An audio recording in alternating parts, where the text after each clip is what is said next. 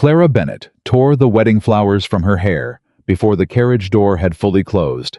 Not because she was angry, but because no one was watching anymore, and there was no reason left to pretend. The man beside her hadn't looked at her once since the vows.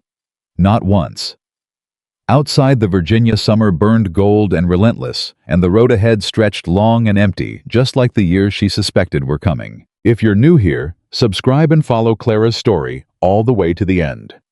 And drop your city in the comments. I want to see how far this story travels. The wedding had lasted exactly as long as it needed to. No more, no less. Reverend Aldous had spoken his words.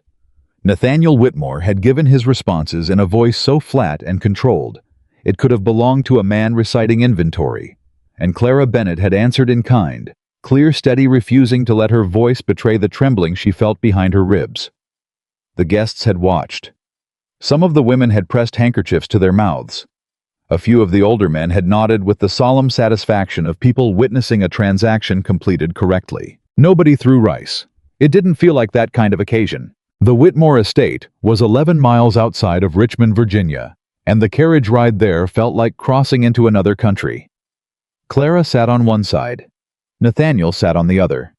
The summer heat pressed in through the curtained windows, and the leather seats smelled of cedar oil and something older underneath it.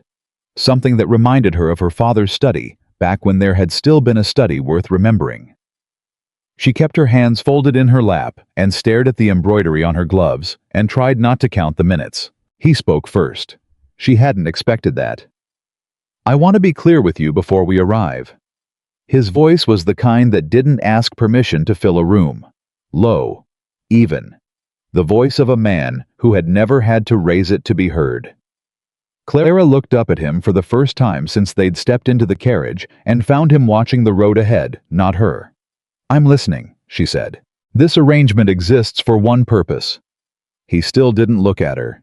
"Your family's debts are cleared. Your father keeps the house on Briar Road. Your sister keeps her season and her prospects. In exchange, you carry my name and manage my household according to my expectations." He paused. "I don't require companionship. I don't require conversation. What I require is discretion, competence, and the good sense not to create difficulties." Clara held very still. "And if I have questions," she asked, "about the household, the staff, the accounts?" "You may speak to my housekeeper, Mrs. Holt. She'll orient you." "And if Mrs. Holt doesn't know the answer?" A pause. Brief. As though the possibility had not previously occurred to him.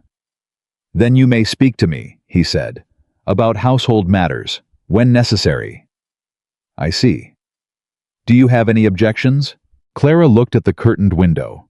Outside, the road curved through summer-thick trees, and somewhere in the distance, a farm bell was ringing some ordinary life, going about its ordinary business, indifferent to the particular arrangement happening inside this particular carriage. "No," she said.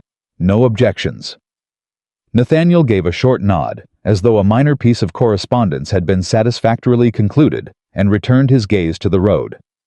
Clara returned her gaze to her gloves. She did not cry. She had promised herself before the wedding that she would not cry over this. She had made that promise with the full understanding that she was not marrying for love. Nobody had pretended otherwise, and that weeping over the absence of something she had never been offered would be a particular kind of foolishness she refused to indulge. She kept the promise. Her eyes stayed dry all the way to the Whitmore gate, but she pressed her thumbnail into her palm slowly and deliberately, and let that be the only thing she allowed herself. The Whitmore estate was larger than she'd been told. Not in the way that pleasant surprises are large.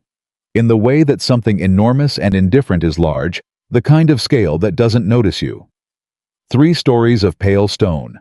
A long gravel drive, bordered by old oaks, whose roots had probably been there since before Virginia was a state.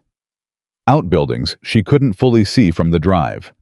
Fenced fields that ran to the tree line on both sides and probably well past it. She stepped out of the carriage and stood for a moment with the sun on her face and her traveling trunk being carried behind her, and the full weight of where she was settling into her chest like something swallowed.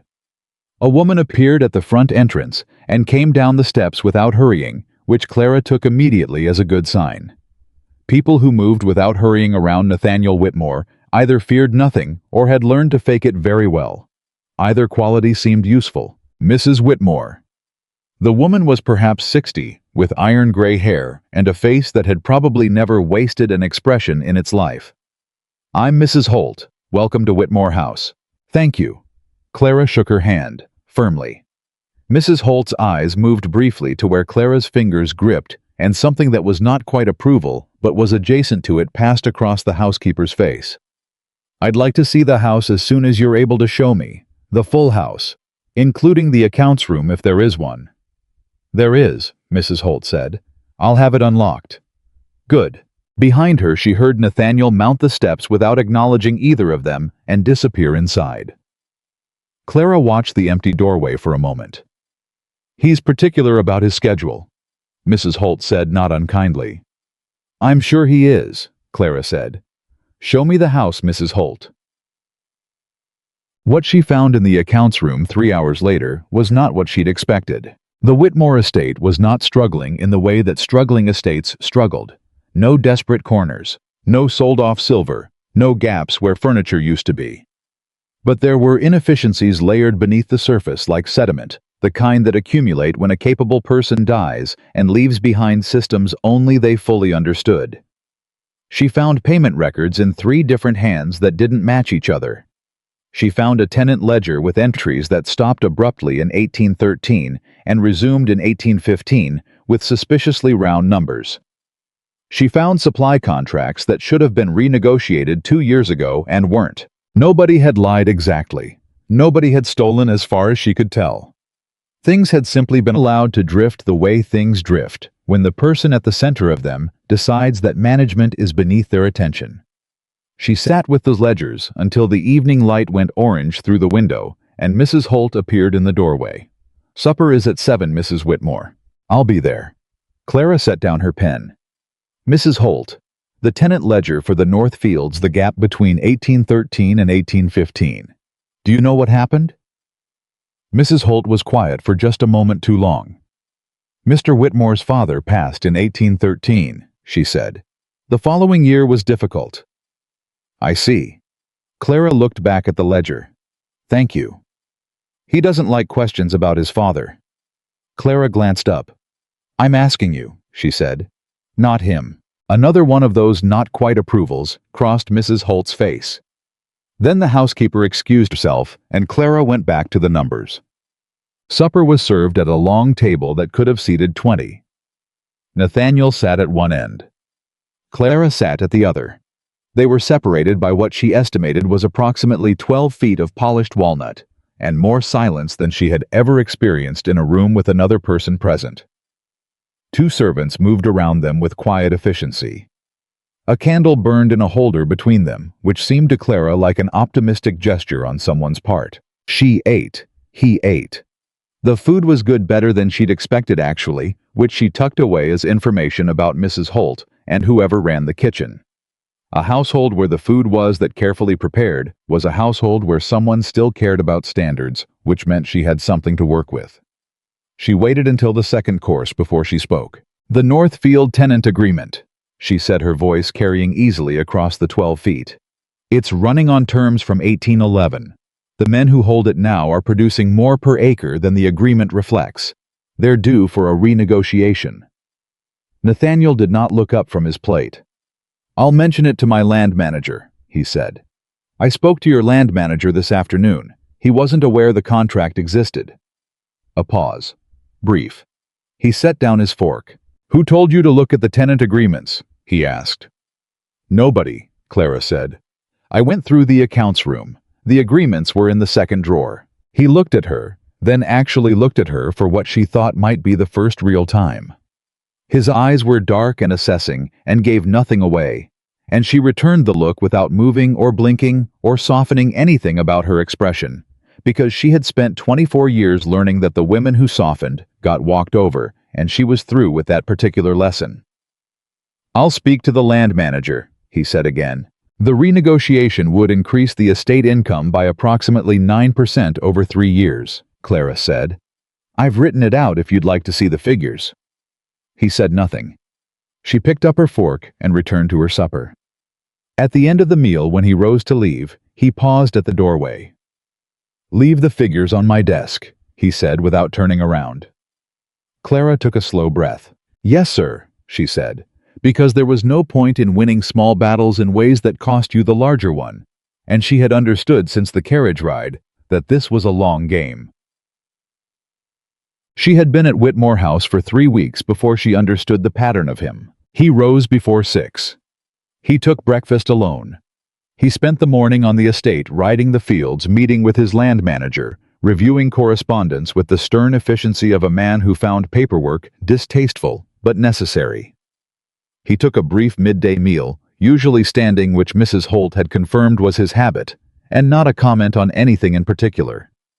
He spent the afternoon on accounts or letters, or what she gradually came to understand was a form of pacing, moving through his own house, like a man looking for something he'd lost and didn't quite remember. Supper was the only time they occupied the same space with any regularity, and he endured it the way he seemed to endure most things, with rigid, practiced composure that she was increasingly convinced was not coldness at all, but its opposite. Something held very tightly. Something that did not trust itself to move. She did not press him. That was not the arrangement. But she watched. She had always been a watcher. Her mother had said it once, not entirely kindly, "Clara, you collect observations like other girls collect ribbons." And Clara had decided, after a long time thinking about it, that her mother had meant it as a criticism, but it was actually the most useful thing about her. She watched Nathaniel Whitmore, and she learned him the way she learned ledgers, methodically, without feeling, cataloging what was true, regardless of whether it was comfortable. I was not cruel. That was the first thing. He spoke sharply when he was impatient, which was often, but she never saw him be gratuitously unkind to anyone on the estate. Not the servants, not the tenants, who came to the main house twice a month with their concerns. Not the stable boys who she suspected regularly fell short of his standards. He corrected. He expected. But he didn't demean. And after the cautionary tale of her father's household manager, who had demeaned with tremendous enthusiasm and called it discipline, she took that as significant. I was alone in a way that had nothing to do with solitude. That was the second thing. This was as a house with 20 servants and regular visitors, and a land operation that required daily human contact, and Nathaniel Whitmore was the most isolated person she had ever been in proximity to. Not because people weren't there, because he'd built something around himself, something invisible and complete, that kept everyone at exactly the distance he required them to be. She thought about the 1813 ledger gap, about what Mrs. Holt had said. The following year was difficult. She didn't ask again. The garden had been neglected. Not the formal garden at the front of the house that was maintained with meticulous, somewhat joyless precision, but the kitchen garden behind the east wing, which appeared to have been loved once and then abandoned. Abandoned the way things are abandoned when the person who loved them stops being present. She found it on a Tuesday morning in her 4th week, following a path that led around the east wing and ended in a gate she'd assumed was decorative. Beds that had once been organized. Herbs gone to seed. A section that might have been roses badly overgrown, sending out shoots in directions no one had thought to redirect. And in the middle of it, a low stone bench worn smooth on the seat by years of use. Clara stood at the gate for a long moment. Then she went to find the youngest of the garden staff, a boy of perhaps 15, named Eli, who had been assigned exclusively to the formal front garden and had told her when she'd asked that he'd never been sent to the back. "Who maintained this before?" she asked him, standing in the kitchen garden with a handful of gone-to-seed lavender she'd pulled by hand. Eli looked uncertain about whether he was allowed to answer. "Mrs. Whitmore," he said finally. The first one, Mr. Whitmore's mother." "When did she pass?" "I was just a little one, ma'am, but Mrs. Holt would know." Clara looked at the overgrown roses, at the stone bench worn smooth. "Eli," she said, "how would you feel about taking on a second project?" She didn't ask Nathaniel. It wasn't his department, or rather, she told herself it wasn't, which she understood was a small necessary deception. The kitchen garden fell under household management, and household management was her domain, and so the work began without discussion. She ordered seeds from Richmond.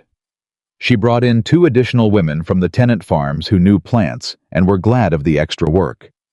She spent her early mornings and her late afternoons in the garden herself, learning what could be saved and what needed to start over. Developing opinions about soil that she had never previously had occasion to develop. It was the first thing she'd done at Whitmore House that was even slightly for herself. She didn't realize he'd noticed until the evening of her 6th week. She came in from the garden later than she'd intended, losing track of time over the rose beds, and found him in the hallway of the east wing, which she'd never seen him use. He was carrying correspondence, and he stopped when he saw her. She had dirt on her hands. There was probably dirt on her face. Her hair had come partially undone in the humidity. For a moment, neither of them spoke. "The kitchen garden," he said. "Yes." "That's not necessary." "No," she agreed. "But it wasn't costing anything. And the kitchen herbs were coming from Richmond at considerable expense when they could be grown here." She paused. The practical argument seemed sufficient. He looked at her hands, at the dirt. She didn't apologize for it. "Mrs. Holt says you've hired 2 women from the Callaway farm," he said. "At fair wages, yes. I've added it to the household ledger." "I didn't authorize those wages. They fall within the household budget you gave me discretion over," Clara said. "If they don't, I'd like to see the line in the original agreement where you restricted garden staffing to the front grounds." Another one of those pauses. She was learning to read them. This one meant he was deciding something. "It's fine," he said finally. She nodded. "Good evening, Mr. Whitmore." She started past him. "Clara." She stopped. It was the first time he had used her given name. "The tenant renegotiation," he said. "I've reviewed the figures. You were right." She turned halfway. Not all the way. "I know," she said. She thought she was almost certain that she heard something that might have been a very brief, very controlled breath of something like amusement.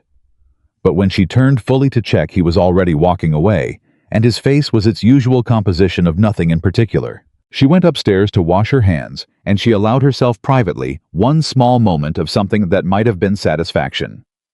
The letter from her father arrived at the end of her 7th week. It was cheerful in the way her father's letters had always been cheerful, breezy and warm, and full of small news about the garden and the neighbors and her sister Millicent's social calendar. And it took her approximately 1 reading to understand that underneath the breezy warmth was a request for additional funds. He framed it carefully. He always framed things carefully. A matter of short-term liquidity. An investment opportunity that required prompt action. He was certain she understood, and was certain Nathaniel would be most generous. Clara read the letter twice. Then she folded it neatly and put it in her desk drawer and sat for a long moment, looking at the window. She had not been naive about her father. She had understood going into this arrangement that the debts being cleared did not mean her father's relationship with money had fundamentally changed. That was not how people worked, and she had enough experience of him to know that specific about his character. But she had hoped. She was permitted to have hoped. She took out paper and wrote back. The letter was also warm. It was also cheerful. It regretted that she was not in a position to make such a request of her husband at this time, and offered instead some suggestions for the local bank at more favorable terms than he was likely to be aware of. She signed it with love, and sealed it before she could think about it further. She did not tell Nathaniel. That was hers. That particular weight was hers to carry. August arrived with a heat that settled over the Virginia lowlands like something with intent. The estate ran. The garden grew. She established a routine with the tenants, first Tuesdays of the month herself, available in the east sitting room to hear concerns before they reached Nathaniel's desk. A filtering system that freed time and gave people an earlier opportunity to solve problems before they became crises. He said nothing about this when he became aware of it. She took his silence by that point as a form of assent. She began to be known on the estate in the way that competent people become known not by announcement, but by accumulation. Problems found their way to her. Solutions found their way back through her. The tenant wives began leaving things at the kitchen entrance, surplus vegetables. Occasionally a jar of something put up, which Mrs. Holt informed her was a form of acknowledgement she should take seriously. "They don't do that for strangers," Mrs. Holt said. "I've been here 2 months," Clara said. "Some people are here 20 years and stay strangers," Mrs. Holt said, with the finality of someone making a point, and went back to her work. She was in the East sitting room on a first Tuesday when she heard the argument. It came from the direction of the main hall. Voices elevated one of them. Nathaniel's controlled, but with an edge in it she hadn't heard before. She stayed where she was. It wasn't her business until it was, and she had learned the difference. Then the other voice rose high enough to make out words, and she recognized the particular pitch of someone trying to make a scene. "Don't tell me what the contract says, Nat. I've seen what you've done with the southern fields, and you know damn well that wasn't in what Father agreed to. Lower your voice, Edmund." "I'll lower my voice when you admit that you've been managing this estate as though the rest of us don't exist." "The rest of you haven't existed. You've been in Charlottesville for 3 years. That's not. You have an interest in this estate on paper. You have contributed nothing to its operation. The southern field rotation was a necessary adjustment, and it increased yield by 14%. If you'd like to argue against 14%, I'm happy to hear it." Silence. Then, "You always do this." "Do what?" "Make everything about numbers, like none of it matters beyond the ledger." A longer silence. "What would you prefer I make it about?" Nathaniel said quieter now, and something in his voice had shifted, not softer exactly, but less armored, the way a wound sounds different when it's pressed on. "Sentiment. The way Father ran sentiment all the way into the ground and left us with $20,000 of debt and a workforce that hadn't been paid in 4 months. That sentiment. Nothing from Edmund. I keep this estate running," Nathaniel said. "That is what I do. If you have a concern about the management, put it in writing and I'll review it." Footsteps. The sound of someone leaving in the direction of the front of the house. Then nothing. Clara sat in the east sitting room and looked at the door for a long moment. $20,000 of debt. A workforce unpaid. A father who ran sentiment into the ground. She thought about the 1813 ledger gap. She thought about the stone bench in the kitchen garden worn smooth by someone who used to sit there and no longer did. She thought about a man who had decided at some point, and for reasons she was beginning to understand that feeling, things was a risk he'd stopped being willing to take. She did not feel sorry for him exactly. That was not the right word, and she was careful with words. But she understood him now in a way she hadn't before. And understanding changed things whether you wanted it to or not. He found her in the garden that evening. She was working on the roses, the long, careful work of redirecting overgrown canes, which had to be done in stages if you didn't want to lose the whole plant. And she heard his footsteps on the path and looked up without alarm. He stopped at the edge of the bed. "Edmund is gone," he said. "I heard the carriage. How was quiet." She went back to the roses. She didn't ask anything, and she didn't offer anything because he hadn't come out here for either, and she could tell. "He's not wrong," Nathaniel said finally. "I manage this estate as though it's the only thing that matters." "Is that a question?" "No." "Then I don't need to answer it." He was quiet again. She freed a cane from where it had grown into its neighbor and bent it gently in the direction she wanted it to go. "My mother planted these," he said. She didn't look up. "I know. She spent every summer in this garden, from May through September." A pause. "After she died, nobody came back here." "Until now," Clara said. A long silence. "Until now," he agreed. "I didn't say anything else." He stood there for a while longer, long enough that it stopped being uncomfortable and became something else, something that didn't have a name, but wasn't nothing. And then he said a quiet good evening and went back toward the house. Clara stayed with the roses until the light got too low to work, and when she finally stood and brushed the dirt from her skirt, she noticed that her hands had stopped shaking at some point. She wasn't sure exactly when. The letter from Richmond arrived on a Thursday morning. It was addressed to Nathaniel. She knew because it sat on the hall table with the rest of the morning correspondence, and she had no reason to look at it twice, except that the seal on the outside was one she recognized from a legal office in Richmond, whose name she had seen on several of the original estate documents, and something about seeing it made her still for a moment in a way she couldn't entirely account for. She didn't read it.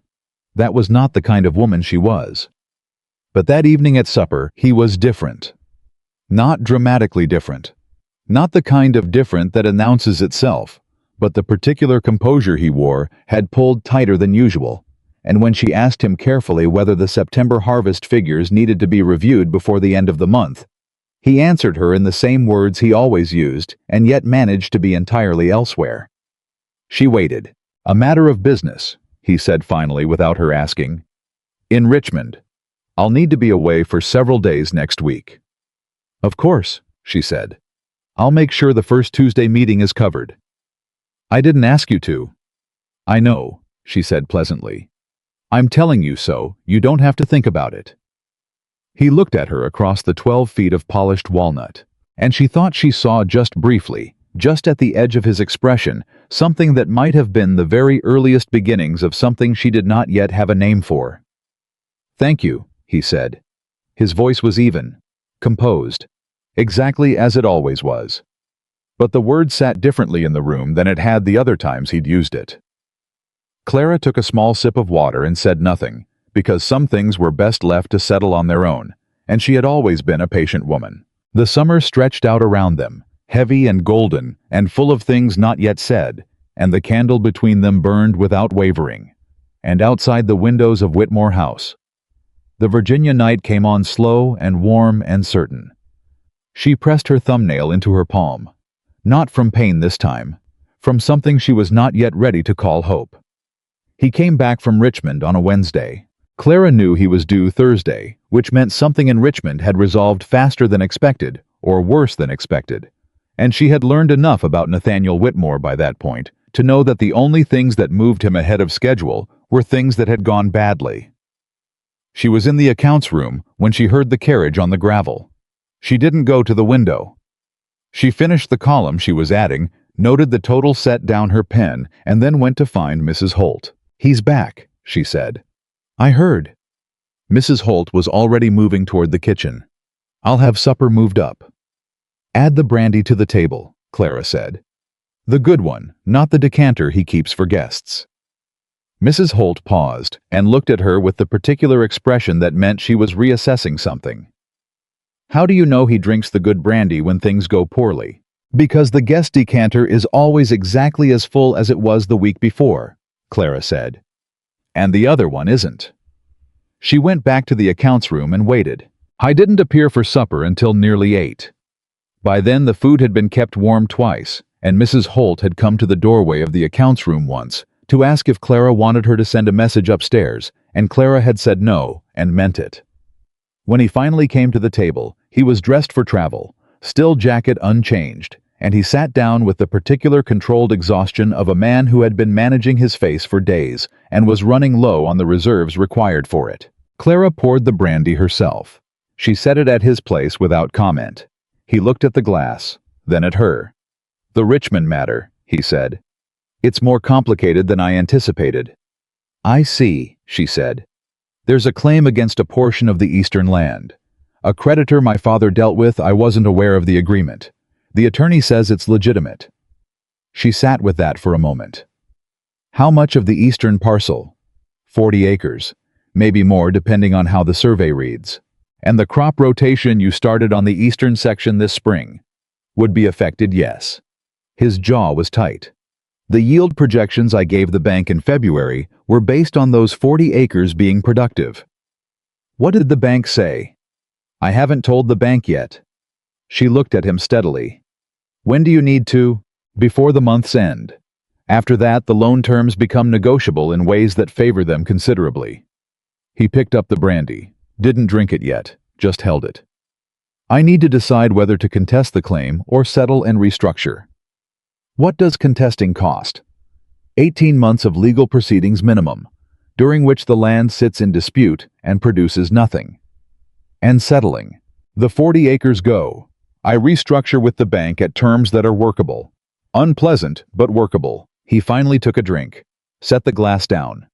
I'm telling you because it will affect the household budget for the next 2 years. You'll need to know. Clara pulled the accounts ledger she'd brought to the table. She'd brought it on, instinct not knowing exactly why until now, and opened it to the eastern section figures. The 40 acres are your highest yield grain land, she said. But the tenant on the northern section, Callaway, has been farming the same acreage for 15 years on a contract that undervalues the output significantly. I've been looking at the numbers. I know the Callaway contract. The renegotiation I proposed would increase returns on the northern land by enough to offset approximately 60% of the eastern parcel loss within 18 months. She turned the ledger toward him. It's not a solution, but it changes the calculation. He looked at the ledger, then at her. You worked this out before I came back, he said. I worked it out last week when I noticed the legal seal on your correspondence. She met his eyes. I wasn't reading your mail, Mr. Whitmore. I recognized the office. Another one of those pauses, longer than usual. You went through those northern figures in advance, he said slowly, because you thought I might need them. Someone needed to, she said. I was quiet for long enough that she began to wonder if she'd overstepped, if she had finally pushed past the invisible line she'd been navigating for 2 months, and arrived somewhere he didn't want her. But then he pulled the ledger closer and bent over it, and when he spoke again, his voice had changed in some way she couldn't fully name. Less armored. Not open exactly, but permeable. Like a wall that had developed a hairline crack and was letting a thin line of air through. Walk me through it, he said. She walked him through it. They sat at that table until almost 11, the food long cold and the brandy down to its last inch, and she explained every number, and he questioned every assumption, and twice he caught errors in her projections that she acknowledged and corrected. And it was the longest conversation they'd had since the carriage ride from the church. And it was nothing like that conversation at all. When they finally stopped, he sat back and looked at the ceiling for a moment, then at her. This is good work, he said. It was such a simple sentence. 4 words. The kind of thing said easily between colleagues or partners, or people who had known each other long enough to offer it without ceremony. But she felt it land somewhere in the center of her chest, and stay there, and she had to work briefly but genuinely to keep her face from showing it. Thank you, she said. He nodded once, stood, gathered the papers she'd organized for him, paused at the door. Clara. She looked up. The garden, he said. The roses are coming back. She waited, not sure where he was going. My mother would have... He stopped, started again. They look better. He left. She sat alone at the long table with the cold food and the empty brandy glass and the candle burning low, and she thought about hairline cracks in walls, about air getting through, about whether hope was still the right word for what she was carrying, or whether it had become something heavier and more particular than that. She pressed her thumbnail into her palm. This time, she wasn't sure what it meant at all. September arrived and the estate moved into harvest. If she had thought she was busy before September, September corrected that impression with comprehensive thoroughness. The harvest on a working Virginia estate in 1860 was not an abstraction or a figure in a ledger. It was bodies and wagons and schedules and weather and the particular human chaos of 30 people trying to do the right things in the right order before the weather changed its mind. Clara learned this the way she learned everything, by being in the middle of it, before she fully understood what she'd walked into, and adapting fast enough that nobody noticed the gap. She was out at the northern fields at 7 in the morning, the 3rd week of September, when she found the problem. 2 of Callaway's workers were arguing with the estate's land manager, a man named Garrett, whose primary management style appeared to be volume outside the grain storage barn.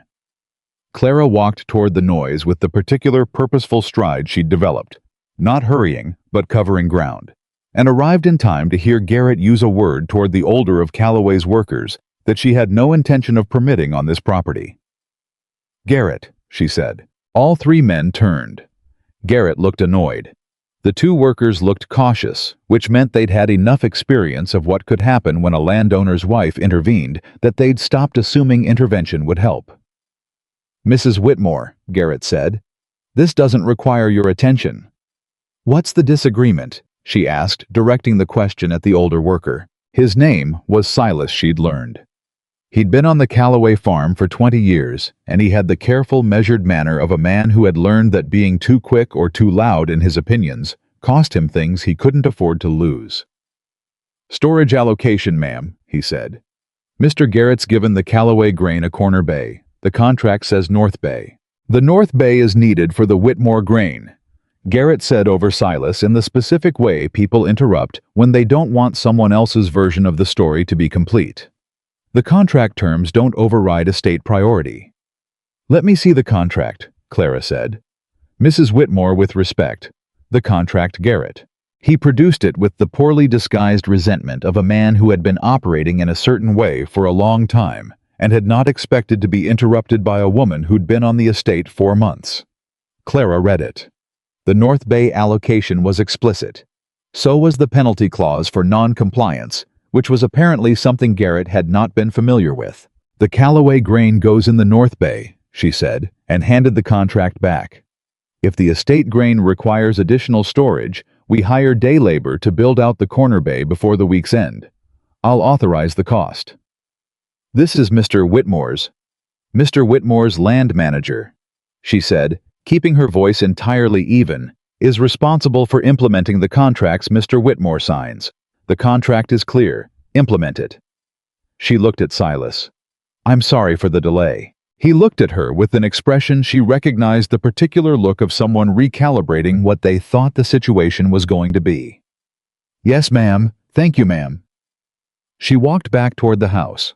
She was almost certain Garrett was going to complain to Nathaniel. She was equally certain of what she'd do if he did. He did complain. She found out from Mrs. Holt, who had it from the stable boy who had it from Garrett's assistant. Nathaniel had listened to the full account and said apparently 4 words: "The contract was clear," and then returned to his correspondence.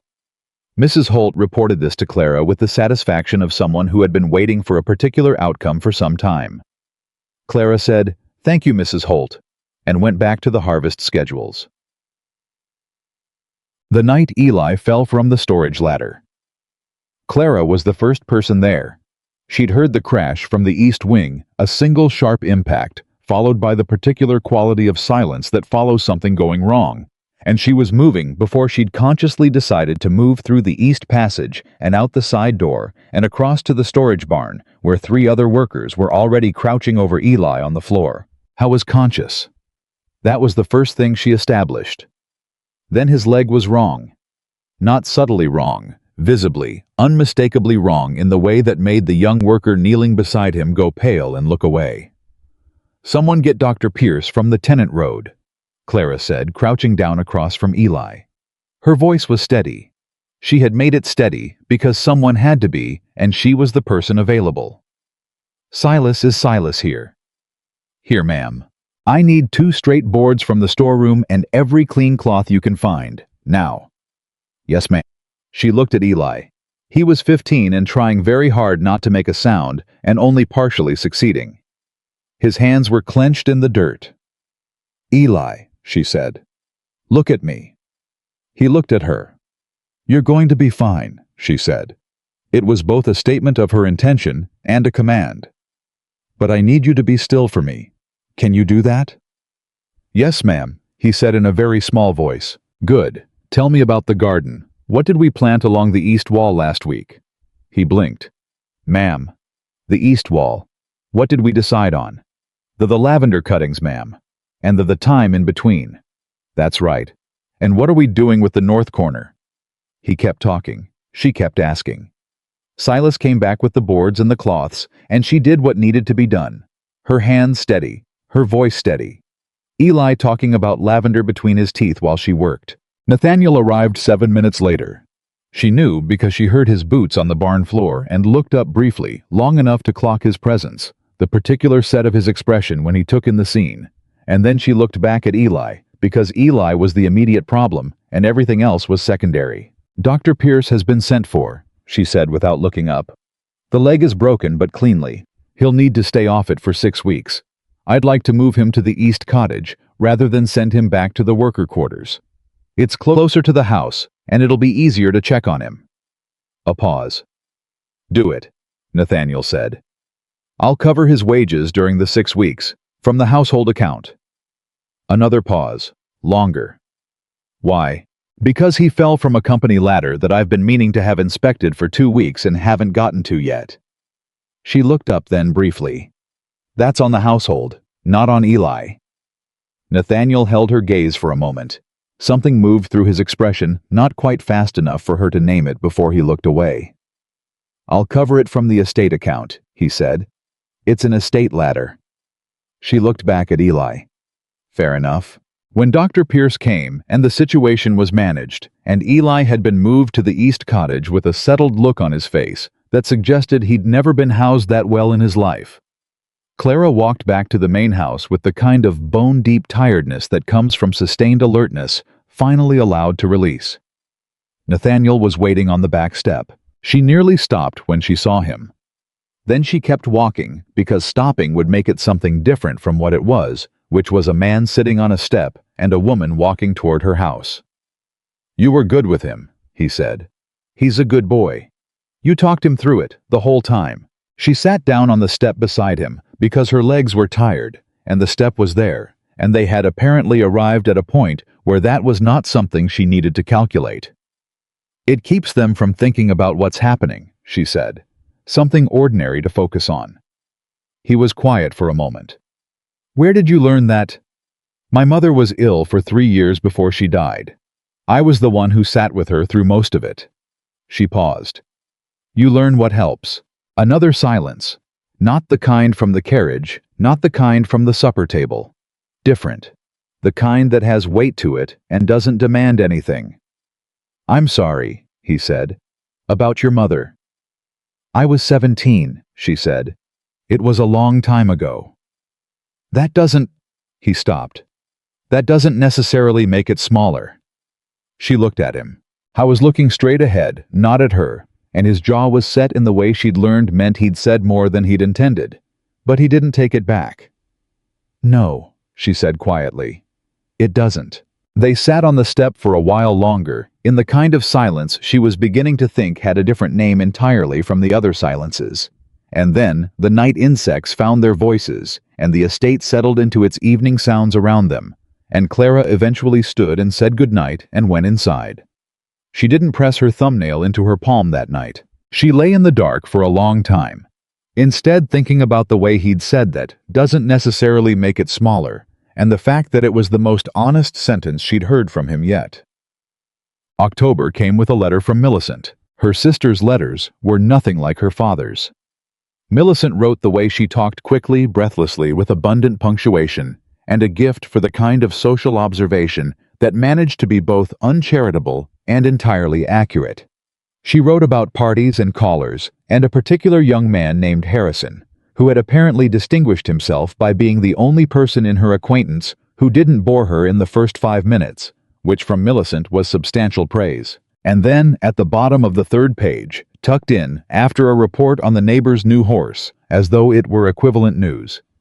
Father borrowed against the Briar Road house in August. I don't know the full amount. I thought you should know even if there's nothing to be done. Clara read that sentence 3 times. Then she set the letter down and looked at the wall.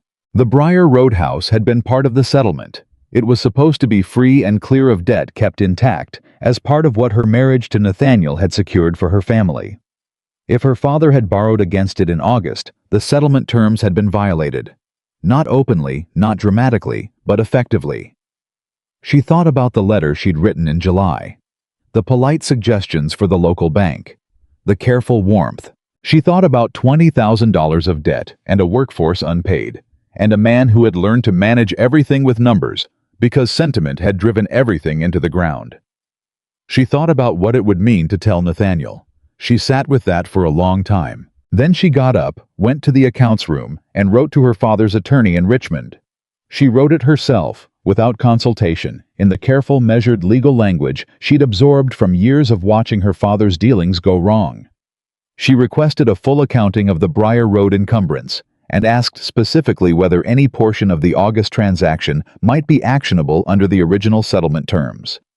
She signed it as Mrs. Clara Whitmore, not as Clara Bennett, which was who she had been when it might have been a problem. She sealed it, addressed it, and set it with the morning correspondence without telling anyone. It would likely come to nothing, or it would come to something she'd need to manage. Either way, she'd manage it. She had been managing things for a long time. The first frost came in late October, which was early, and the harvest pushed its final days into a controlled scramble that had Garrett somewhat chastened since the contract incident, which Clara took as a reasonable outcome, coordinating labor in shifts from before dawn to full dark. She was checking the kitchen garden's final stores when Nathaniel found her. He had something in his hand, a piece of paper. She recognized the letterhead before he spoke. "Your father's attorney wrote to me," he said.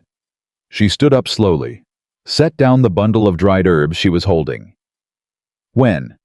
"This morning." His voice was level, but a specific kind of level, the kind that required effort. "He's asking me to clarify the settlement terms regarding the Briar Road property." "I wrote to him first," she said. "I asked for an accounting." "I know, he mentioned it." A pause. "You didn't tell me."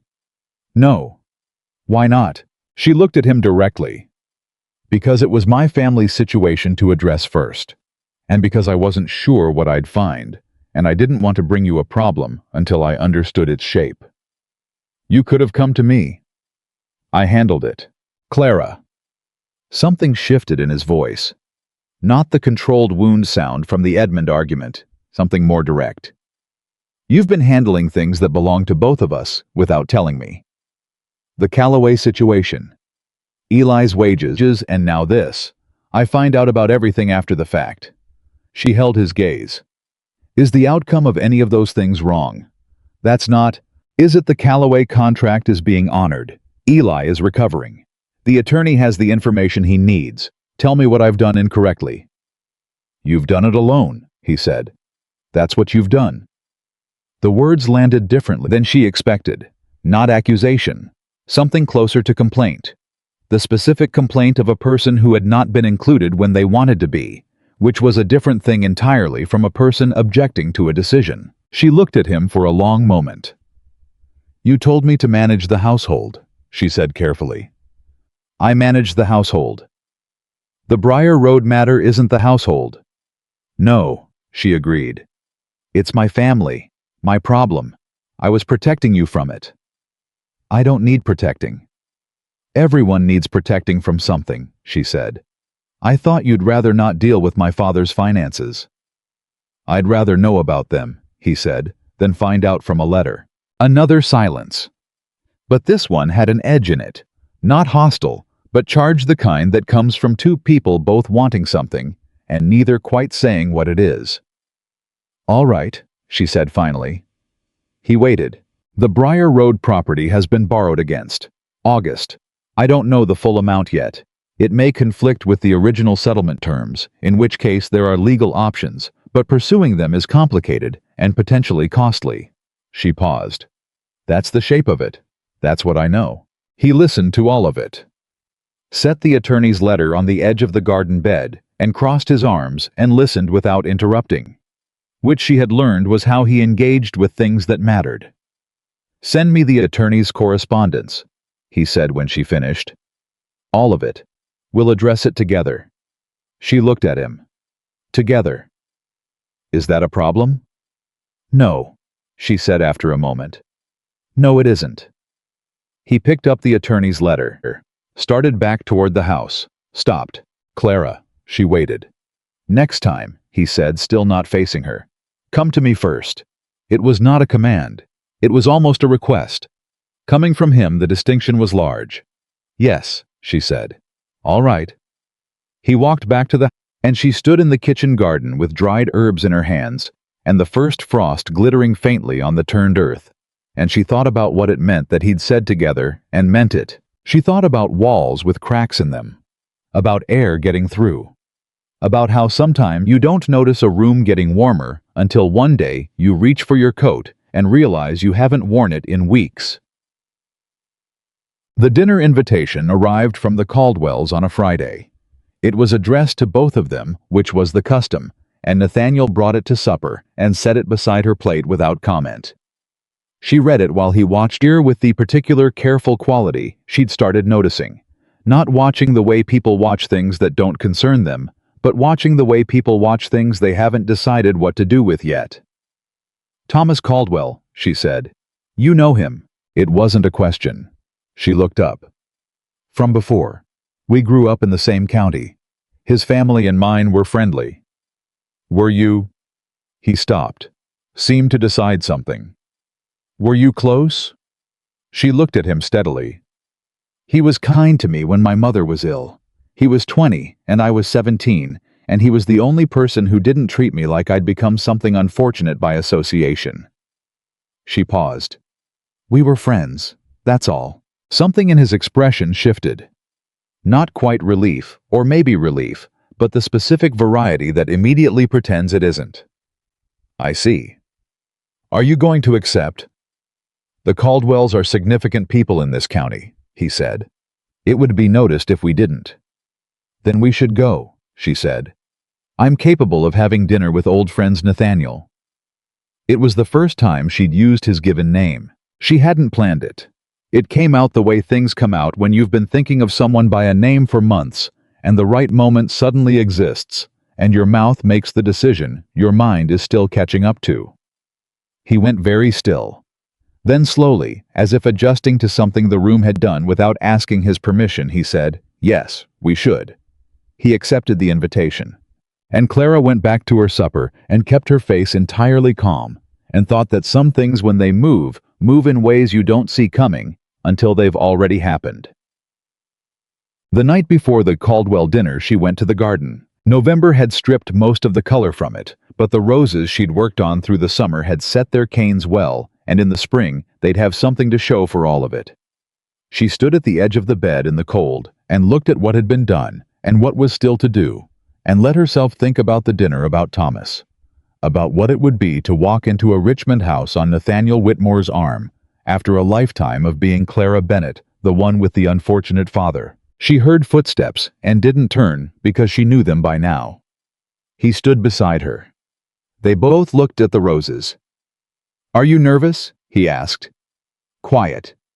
She considered lying, decided against it. "A little." "About Caldwell?" "About all of it." She paused. "I haven't been to Richmond as this." She gestured slightly at herself and at the general situation. "It's a different thing." "You'll manage it," he said. "You manage everything." She looked at him. I was watching the roses, not her. But there was something in his expression that was different from the face he wore for the rest of the world. Something older and less defended, and she would not say the word yet, even to herself, even in the privacy of her own thoughts, but something that looked in the cold November dark, unmistakably, like someone who had started against their own considerable intentions to care what happened to the person beside them. "I'll be there," he said. "If it becomes—" He paused. "I'll be there."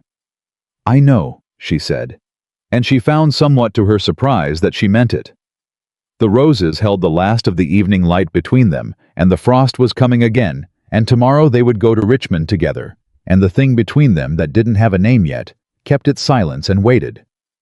The way all real things do for the moment, it could finally become itself. The Caldwell house in Richmond was the kind of house that had opinions about you before you walked through the door. Clara felt it the moment the carriage stopped.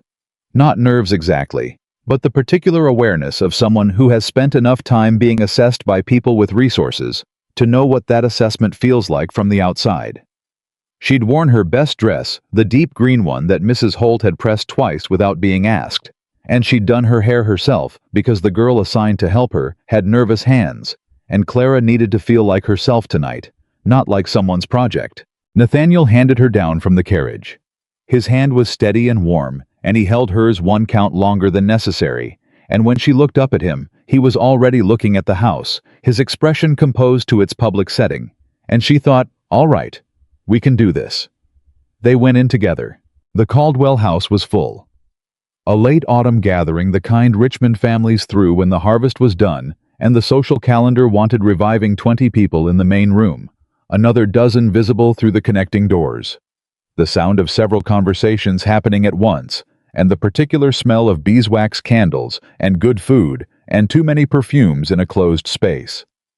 Margaret Caldwell.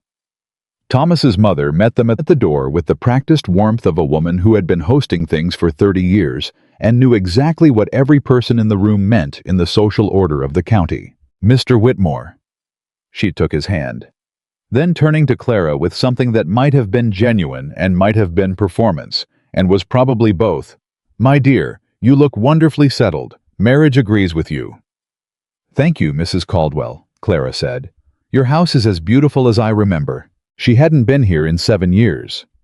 The last time she'd stood in this hallway, she'd been 17, and her mother had been 3 months dead, and she'd come with her father to a Christmas gathering and spent the entire evening standing near the window, because she hadn't known what to do with her grief in a room full of people being cheerful. Thomas had found her at that window. He'd stood beside her and not said anything consoling, which was what she'd needed, because everything consoling felt like a lie.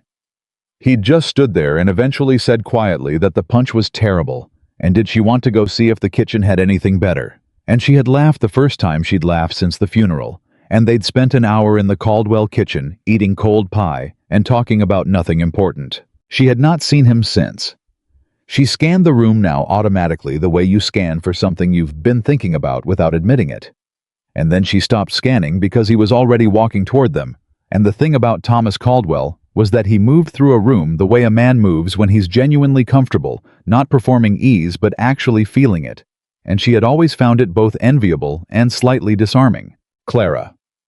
He stopped in front of her, smiled the way she remembered open uncalculated the smile of a man who had never needed to learn how to protect it. "It's been years." 7, she said. "You look well, Thomas. You look—" He paused, and something in his expression went briefly sincere, in a way that couldn't be manufactured. "You look like yourself, which is the best thing I can say about anyone." She felt Nathaniel beside her go still. Not visibly. Not in any way another person in the room would catch.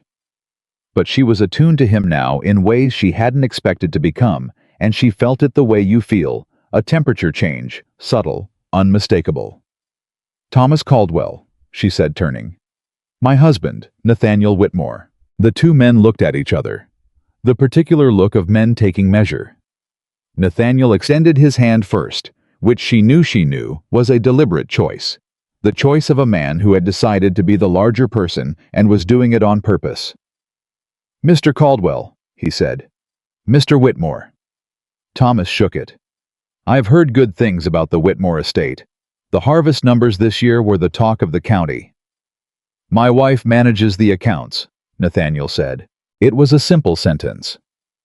Thomas glanced at her with an expression of warm amusement, and something underneath it that was more serious. "Does she?" he said. "She does," Nathaniel said. Clara looked between them and decided the most useful thing she could do was accept the glass of wine. A passing servant offered her and changed the subject before whatever this was became something she'd have to manage later. "Is your sister here tonight, Thomas? I'd love to see her," Thomas redirected. The moment passed. But Nathaniel's hand, when it found the small of her back to steer her toward the other guests, pressed with a firmness that hadn't been there in the carriage. She did not comment on it. She filed it. Dinner was long. 16 people at a table designed to facilitate exactly the kind of conversation that was half social performance and half genuine information exchange.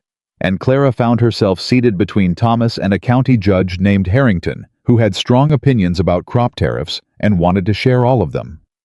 She listened to Harrington with the patient attention she'd developed across 4 months of tenant meetings, asked 2 questions that made him feel brilliantly understood, and turned to Thomas when Harrington was claimed by the woman on his other side. "How long have you been back in the county?" she asked.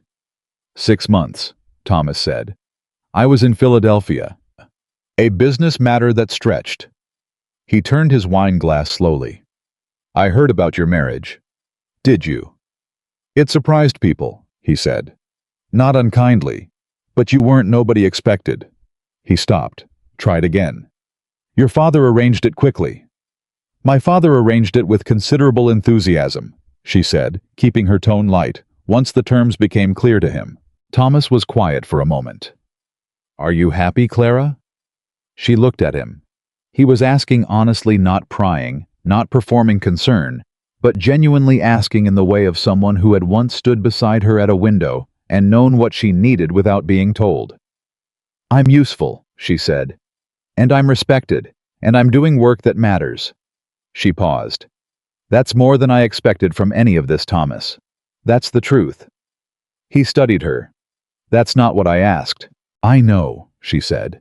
"It's what I'm prepared to answer." He nodded slowly, accepted it. He'd always known when to push and when not to, and it was the quality she'd valued most in him at 17, and apparently still did. "Then I'll ask something easier. The roses in the Whitmore garden, I heard you've been restoring them." She looked at him sharply. "How did you hear that?" "Eli's mother is cousin to my housekeeper," he said. "In a county this size, everything is cousin to everything." He smiled. "She says the boy won't stop talking about you, about how you kept him talking through it." Something warm moved through her chest. "He's a good boy. He's devoted from what I understand." Thomas looked down the table toward where Nathaniel was engaged in what appeared to be a serious conversation with the county's largest landowner. "Your husband," he said quietly. "Does he understand what he has?" She followed his gaze. Nathaniel was listening with his full attention to the man across from him, not performing attention, actually giving it the way he gave it to ledgers and land surveys and all the things he'd decided were worth his concentration. He hadn't looked at her in 20 minutes. But twice when the conversation around him had shifted, she'd caught his head turned slightly in her direction. Not enough for anyone else to notice. "He's learning," she said. Thomas looked at her. "That's generous." "It's accurate," she said, and meant it. After dinner, the company moved to the main room, and the particular reconfiguration of a gathering that happens when food is finished and people are free to seek their own conversational orbits. Clara found herself with Margaret Caldwell and 2 other women, the kind of conversation she'd once found exhausting, and now navigated with the same competence she brought to everything, because 4 months of managing an estate had clarified for her that most social situations were simply resource allocation problems, wearing different clothes. She was aware of Nathaniel across the room. She was also aware of Thomas, who had migrated to a group near the fireplace and was telling some story that was making people laugh. She was aware of the way 2 women near the door kept glancing between her and Thomas, and then at Nathaniel, which told her a rumor of some kind was already circulating, probably about the old friendship, and probably embellished, because that was what Richmond rooms did with raw material. She kept her expression pleasant, and her attention on Margaret Caldwell, and refused to give anyone anything worth reporting. It was Thomas who came to find her about an hour into the after-dinner gathering. He touched her arm lightly, a natural, easy gesture, the gesture of old familiarity, and said quietly, "Come say hello to James. He's been asking after you." James was Thomas's younger brother now, apparently 12 feet tall and studying law, which Clara found charming, because she remembered him as an 8-year-old who could not be trusted around breakable things. She let Thomas steer her toward the far end of the room, and they spent 10 pleasant minutes catching up with James, and then Thomas's mother called for James across the room, and the 2 of them were briefly alone in the corner. "I've missed this," Thomas said. Simple, direct. "Thomas, I'm not saying anything inappropriate," he said. "I mean, I've missed talking to someone who doesn't need the conversation to be useful." He looked at her. "You were always the most honest person I knew, Clara. I missed that." She looked at him for a moment. "I'm sorry things worked out the way they did." "Don't be." He smiled, and it was a little sad and entirely genuine. "You married well, even if the arrangement was unconventional. And from what I hear, you've turned that estate around single-handed." "Not single-handed." "Mostly single-handed." She shook her head, but she was smiling. And then Thomas, because he was Thomas, and had always acted on warmth, without calculating whether he should, took her hand and bent over it. A formal gesture, a goodbye, in advance gesture. The kind that said, "I'm glad you're well, and I'll stop pressing now," and pressed his lips to her knuckles. The room did not stop. The conversations continued. The candles did not flicker. But Clara felt across 20 feet of carpet, and several intervening conversations, a change in the quality of the air. She looked up. Nathaniel was watching. Not with anger. Not with the controlled composure he wore for difficult tenants and challenging attorneys. With something she had not seen on his face before, something raw and immediate and entirely unmanaged. Gone almost as fast as it appeared, replaced by the familiar composed expression, but not before she'd seen it. Not before it had seen her. Thomas straightened, looked toward Nathaniel, read something in the distance between them with the intuition of a perceptive man, and said quietly to Clara, "I think your husband would like to take you home." "We've only been here 3 hours," she said. "Some things don't require a full evening to conclude," Thomas said, and he excused himself with the graceful timing of someone who understood exactly what he'd accidentally set in motion and was removing himself from it with the best possible intentions. Clara stood alone in the corner for a moment. Then she walked toward Nathaniel. "I was talking to Judge Harrington when she reached him. Or rather, Judge Harrington was talking at him, and Nathaniel was occupying the particular space of a man who is physically present and mentally elsewhere. He saw her coming. She watched his focus shift not away from Harrington, but toward her underneath everything else the way a compass needle moves. She stepped in smoothly. "I'm sorry to interrupt, Mr. Whitmore. I believe Mrs. Caldwell was asking after us. We may need to make our goodbyes soon." It was a fiction. Nathaniel knew it was a fiction. Harrington did not. The judge made the appropriate noises about delightful evening and so forth. And then they were moving toward their hostess side by side, and Nathaniel's hand was at her back again. His fingers pressed. Just once. Just briefly. She said nothing. Their goodbyes to Margaret Caldwell were warm and brief, and Thomas caught her eye from across the room as they were leaving. Just a look. Just a small nod. The particular acknowledgement of someone who is genuinely glad for the other person and has accepted what that means. She nodded back. And then they were in the hallway, and the door was closing behind them, and the night was cold, and the carriage was waiting. The ride home was nothing like the ride from the church. The silence was different. It was not the emptied silence of two strangers contractually bound in a carriage. It had weather in it. It had something moving through it that neither of them had named yet, and the naming felt close, felt like something that was going to happen whether they were ready for it or not. She waited. He spoke first. Again. "Caldwell," he said. "Yes. He was in love with you." She looked at the curtained window. "A long time ago, perhaps. We were young. He still cares for you." "Thomas cares for most people," she said. "It's his nature. It's one of the things I always admired about him." Nathaniel was quiet for a moment. "What happened between you before?" "Nothing happened," she said. "My father's situation happened. My prospects changed. Thomas's family had expectations. That's all." She paused. "We remained friends, at a distance." And now, she looked at him. He was watching her with the particular focus she'd learned meant he wasn't going to pretend the question was smaller than it was. "And now I am your wife," she said. "And Thomas Caldwell shook my husband's hand at dinner, and said kind things, and kissed my hand good night, the way gentlemen do, and I'm telling you there is nothing there that should concern you." She paused. "Is there something else you want to ask me?" His jaw worked, something running underneath the surface of his composure. "No," he said. "Nathaniel." He looked at her. "Ask me," she said. A long silence. The carriage moved through the November dark. And then, "Did you wish it had been different?" he said. "Your life.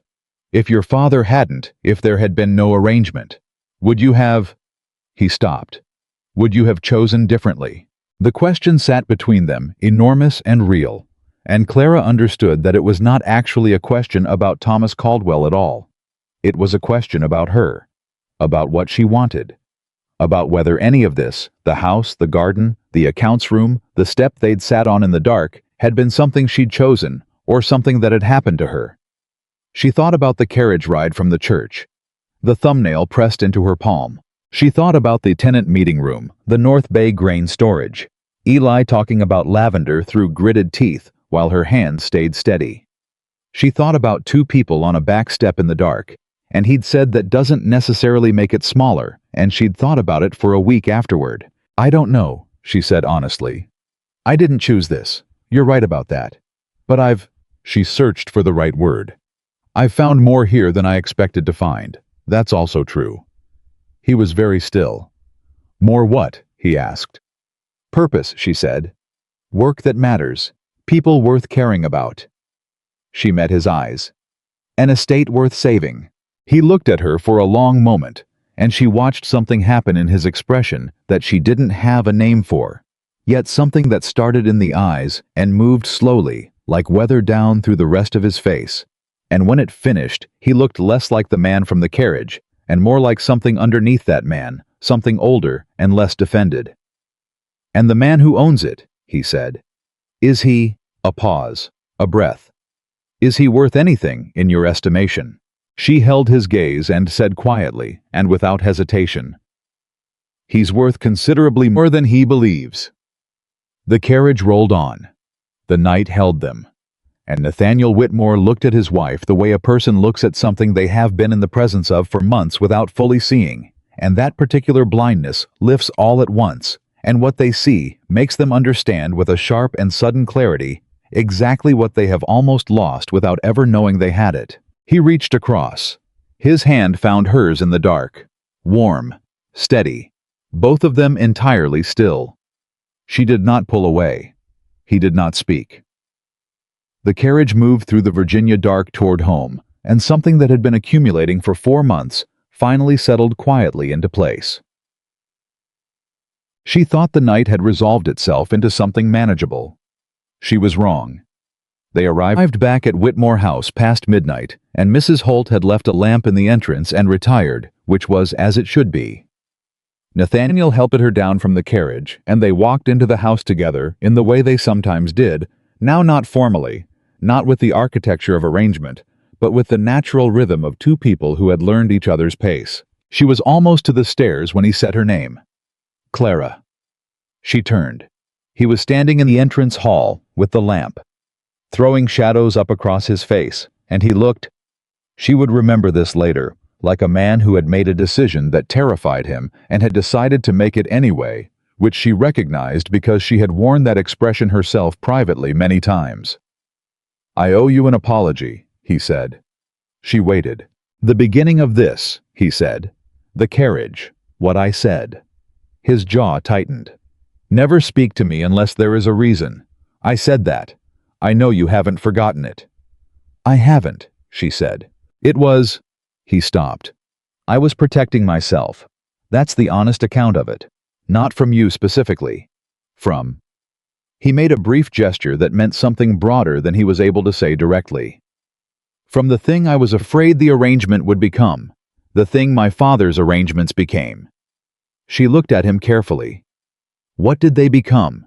Obligations that killed him slowly, he said. He married my mother for the estate connection and spent 30 years pretending otherwise, and the pretending. He stopped again. His voice had gone to a lower register. The pretending was what he couldn't survive, not the loss of the money, the loss of the story he'd told himself about who he was. The 1813 ledger gap, the stone bench, the garden abandoned for 9 years. He loved her, Clara said. It wasn't a question. Desperately, Nathaniel said. By the end. But he never told her because by then he'd spent 20 years convincing himself it was a contract and not a choice, and you can't. He broke off. His hands were at his sides. She could see the effort it took him to keep them still. You can't cross that distance in the last year of someone's life and make them believe you. The room was very quiet. He tried, Nathaniel said. She died anyway, and he died 6 months later, and I was left with $20,000 of debt and a workforce that hadn't been paid, and a garden my mother had loved that no one would go back to. Clara took one step toward him, just one. And you decided, she said quietly, that you would never put yourself in that position. I decided I would never put anyone in that position, he said. That I would be clear from the beginning about what the arrangement was. No misrepresentation. No stories. He looked at her. I thought honesty was the kindness. I didn't understand that honesty delivered without warmth is just cruelty with better documentation. She stood in front of him and looked at his face, and she thought about every silence they'd sat in, and every number they'd gone over together, and every moment she'd felt him notice something about her that he hadn't expected to notice, and she thought, here it is. Here is the man underneath the composure. Here is what was always underneath. "You are not your father," she said. "No," he said. "But I've been afraid of becoming him in the wrong direction. I thought the danger was sentiment. I thought the danger was caring too much." He looked at her with the full, unguarded look she'd seen briefly in the Caldwell room and hadn't expected to see again so soon. "I didn't understand that the real danger was exactly what I was doing, holding someone at a distance and calling it protection." The lamp guttered slightly. The house breathed around them, the particular nighttime breathing of an old structure settling. "Nathaniel," she said. "I know you didn't choose this," he said quickly, as if he'd been waiting to say it and needed to get it out before something stopped him. "I know the arrangement wasn't. I know you came here because your family needed you to. I know I gave you rules instead of anything worth giving." He stopped. "I'm not asking you to. I'm not asking for anything. I needed you to know that I understand what I did, and that it was wrong." She looked at him for a long time. "Thomas Caldwell asked me tonight if I was happy," she said. His expression tightened. "I told him I was useful and respected and doing work that mattered," she said. "He told me that wasn't what he asked." She watched Nathaniel's face. "I was right, but I couldn't answer the real question. Not there." "And now," Nathaniel said. Very quiet. "Now I'm home," she said. "And I think—" She stopped, started again. "I think I'm beginning to understand what that word means. For the first time in a long while." His breath shifted. She heard it. "Clara," he said.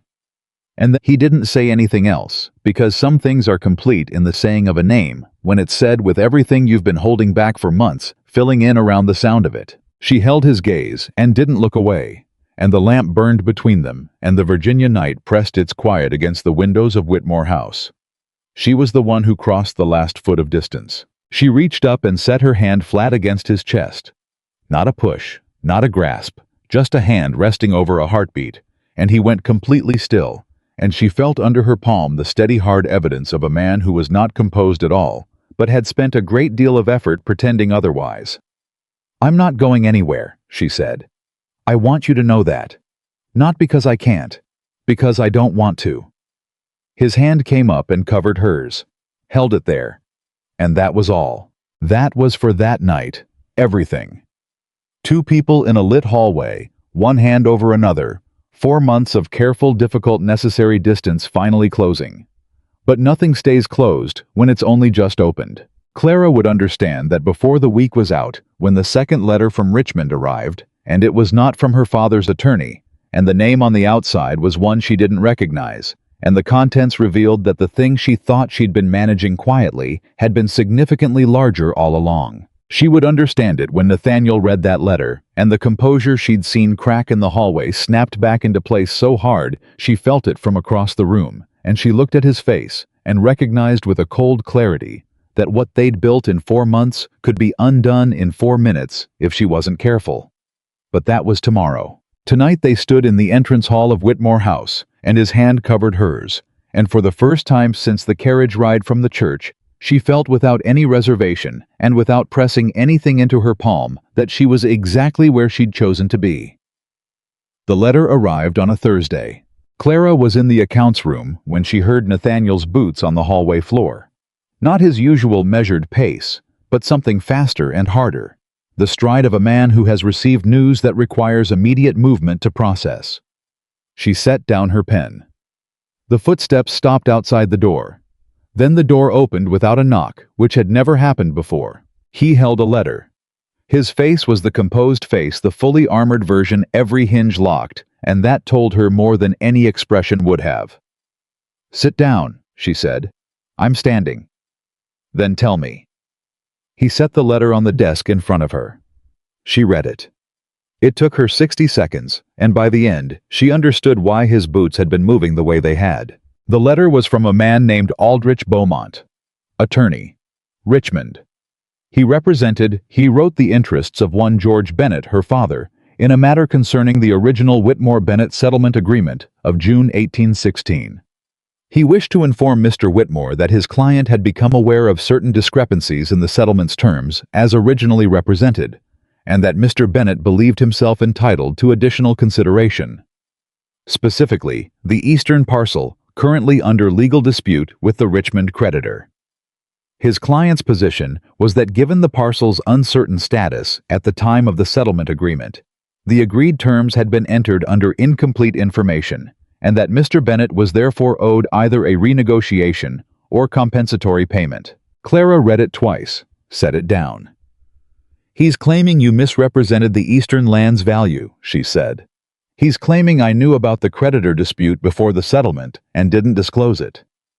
"Did you?" The question landed between them, hard and necessary. Nathaniel looked at her. "No," he said. "The dispute came to my attention 6 weeks after the settlement was signed. I have documentation." "Then it's frivolous." "It's frivolous, and it will still cost $800 in legal fees to prove it's frivolous, plus 2 months of my attorney's time, during which the eastern dispute remains unresolved and the bank remains anxious." He moved away from the desk. "Your father has apparently found himself a very competent attorney." Clara's hands were flat on the desk. She felt moving through her something cold and particular, not quite anger, not quite grief, something that lived between those two things in the specific place, reserved for discovering that someone you've spent your life making allowances for has found a new and creative way to confirm your worst assessment of them. "He's using the Briar Road mortgage as leverage," she said. "He borrowed against the house in August. I told you he's in debt again, and this is how he thinks he recovers it." "He's using you as leverage," Nathaniel said. "He thinks I won't fight it because the cost to you, the cost to your family's reputation." "He's wrong," she said. Nathaniel stopped. "He's wrong," she said again, steadier. "You fight it. You document everything. You let your attorney respond and you don't settle." She looked up at him. "Don't let him do this to you because he's my father. That is not how this works." Something in Nathaniel's expression shifted. "Clara, I mean it." She stood up. Her voice was even, and she kept it that way by main force of will. "My father made a settlement in good faith.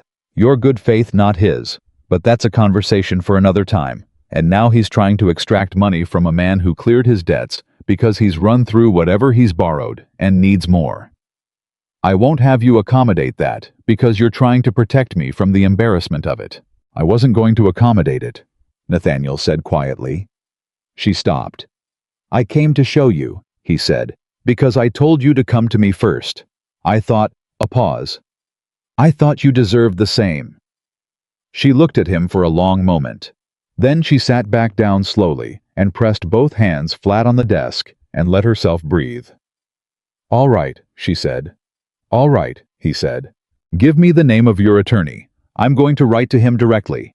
I have documentation of the August mortgage, the letter I sent my father in July, and the correspondence with the Richmond attorney about the settlement terms. If your attorney has your records from the original settlement together, we can make this very short." "You don't have to, Nathaniel." She looked at him. "This is my family's mess. Let me help clean it up." He stood in the doorway for a moment, looking at her the way he had in the entrance hall 3 nights ago, with the full-face look, unguarded, as though he'd decided that composure was costing him more than it was protecting. "His name is Hargrove," he said, "in Richmond. I'll send a message today." "Send it now," she said, "and include a note that his client's wife will be writing separately." He almost smiled. She was almost certain. He left. She pulled out paper and began to write, and she was so focused on the task that she didn't notice until she was halfway through the second page that her hands were shaking. Not from fear, not from grief, but from the particular fury of a woman who had spent her life managing consequences she hadn't created and had decided quietly and completely that she was finished managing them silently. She finished the letter. She sealed it. She sent it with the afternoon post. Then she sat in the accounts room for a long time, not working, just sitting, and let herself feel the full weight of it. The father who had never once asked what the cost to her was. The years of careful management. The wedding she'd walked into, not as a choice, but as a solution to a problem she hadn't caused. And then she stood up and went back to work, because that was what she did, and because the accounts still needed balancing, regardless of how she felt. And because somewhere on the other side of this particular problem was a life she had started unexpectedly to want. Hargrove responded within 4 days. How was it turned out formidably good at his job?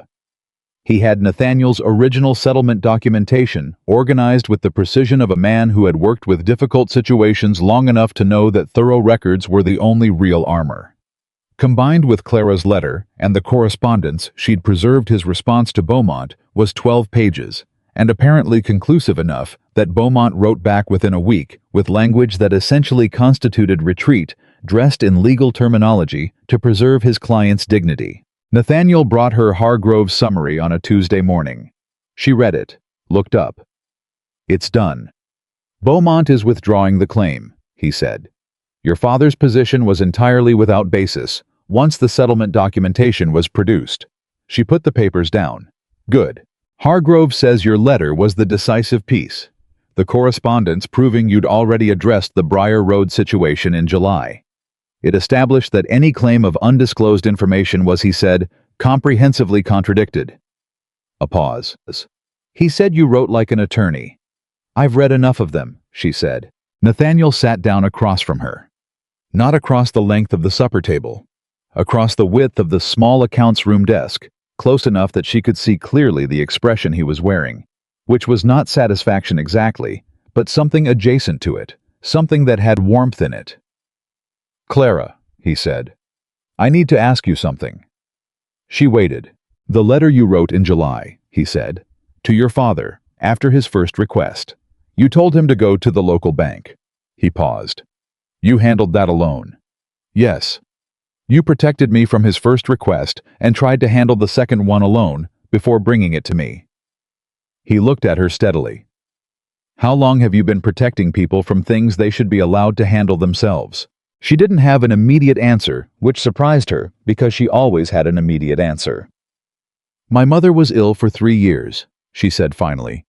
"My father was not equipped to manage that.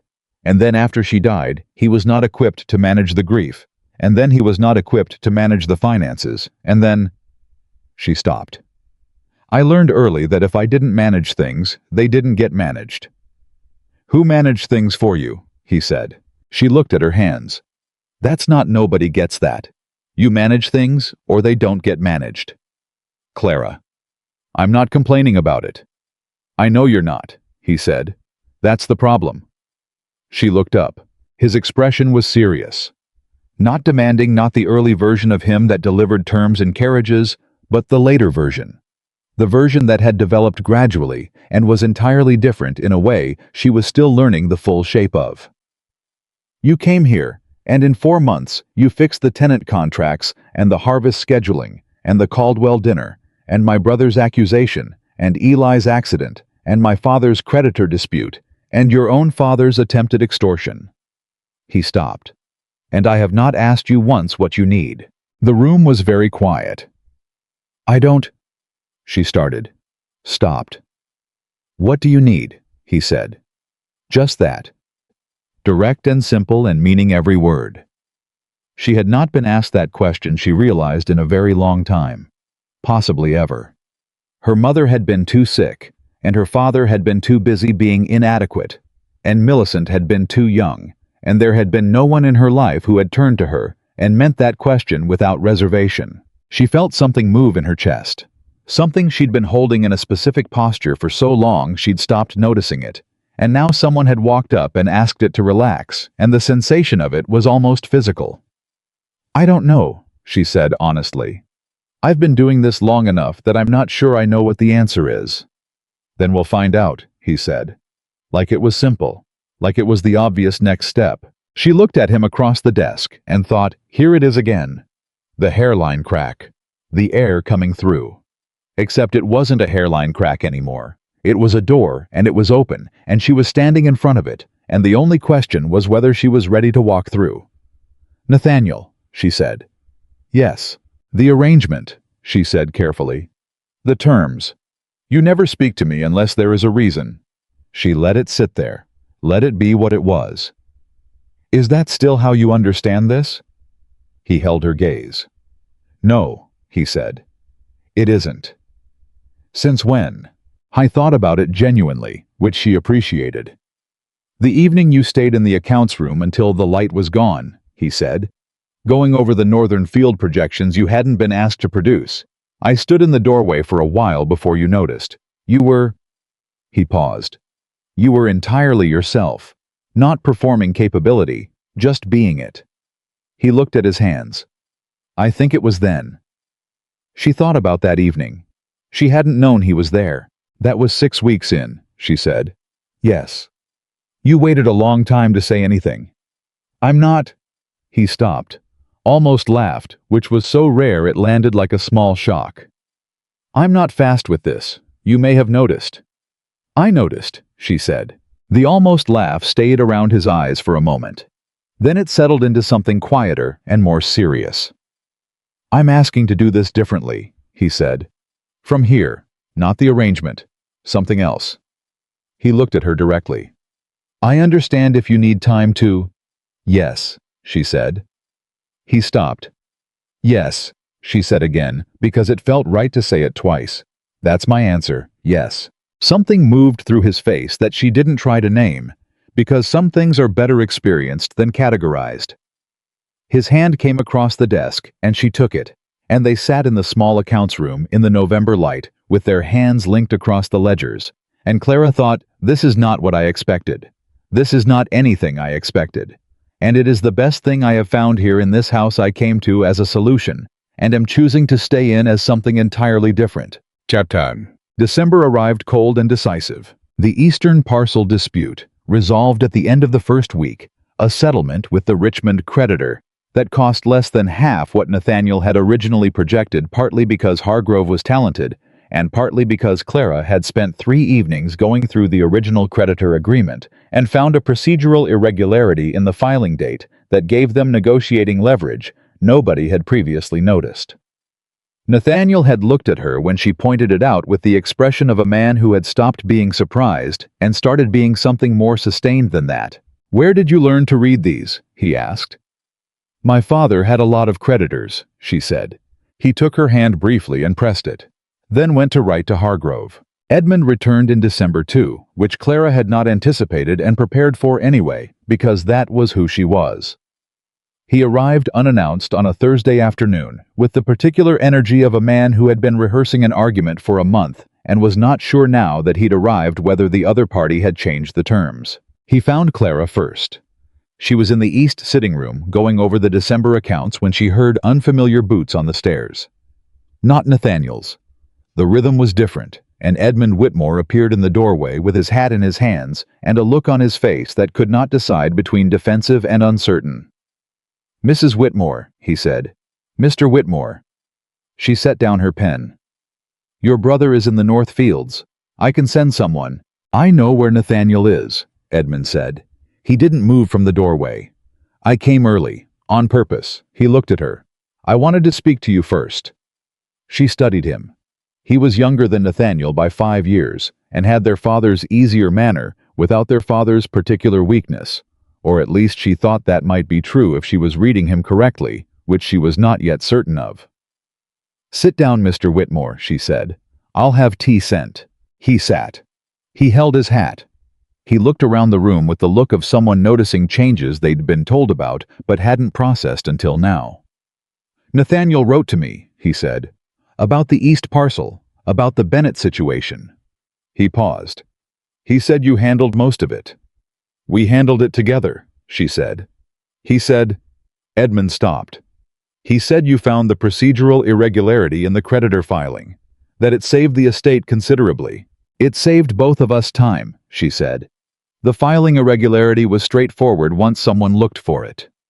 He turned his hat over in his hands. "I said some things, when I was here in September, about the way Nathaniel manages the estate." "I overheard," she said. Not intentionally. I know. He looked up. I wasn't wrong exactly about what I said.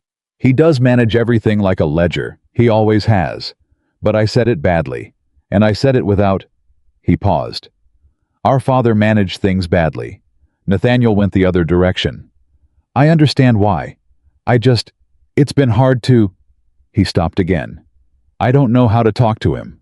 Clara looked at him with the careful attention she gave to ledgers and tenant concerns and everything else that required honest assessment. Mr. Whitmore, she said. Edmund, your brother believes that caring about something is the fastest way to lose it. You know why he believes that. You were there too. Edmund's jaw tightened. Yes. She chose her words with care. He's been changing his mind about that, slowly. It's hard work, but he's doing it. She paused. He needs you to be patient with the pace of it, and he won't ask you for that because asking is also something he doesn't know how to do. Edmund looked at her for a long moment. How long have you been here? 6 months, she said. He told you all of this in 6 months. He told me none of it directly, she said. I paid attention. Edmund stared at her. Then something in his face broke open slightly, not dramatically, not with tears or speeches, but in the specific way of a man who has been carrying a complicated feeling for a long time and has just been handed permission to set it down. You're very different from what I expected, he said. People usually are, she said. Tea came. They drank it.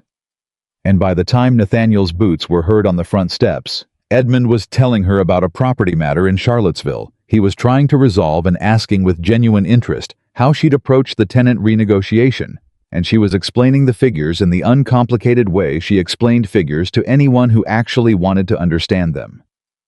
Nathaniel stopped in the doorway. He looked at his brother, at his wife, at the tea things between them, and the ledger she'd pulled out to show Edmund a specific column. His expression was the composed one, but underneath it she could read him. Now she'd earned that. She'd paid attention for 6 months. Something that was not quite disbelief and not quite relief, but lived in the territory between them. Edmund, he said. Brother? Edmund stood. He crossed the room, and he extended his hand, and then changing his mind in the way that younger siblings sometimes change their minds and do the braver thing. He put his hand on Nathaniel's shoulder instead. A brief grip, the kind that means more than most speeches. Nathaniel stood very still. Then he put his hand over Edmund's and held it there for a moment. Clara looked at the ledger. Some things she had learned were best witnessed from a slight angle. Christmas came and the house changed, not dramatically. She didn't push for dramatics, that wasn't her style, but incrementally in the way of someone who understands that real change is accumulated rather than announced. She put greenery in the hallway. She had the kitchen produce a proper Christmas dinner for the full household staff, which Mrs. Holt received with an expression that suggested this had not happened in a number of years. She wrote to Millicent and invited her for the week between Christmas and New Year's. Nathaniel made no objection to any of it. More than that, he came to find her on the afternoon of Christmas Eve, when she was in the garden, checking on the rose canes before the hard freeze, and he stood beside her in the cold without preamble and said, I've had a gift made for you.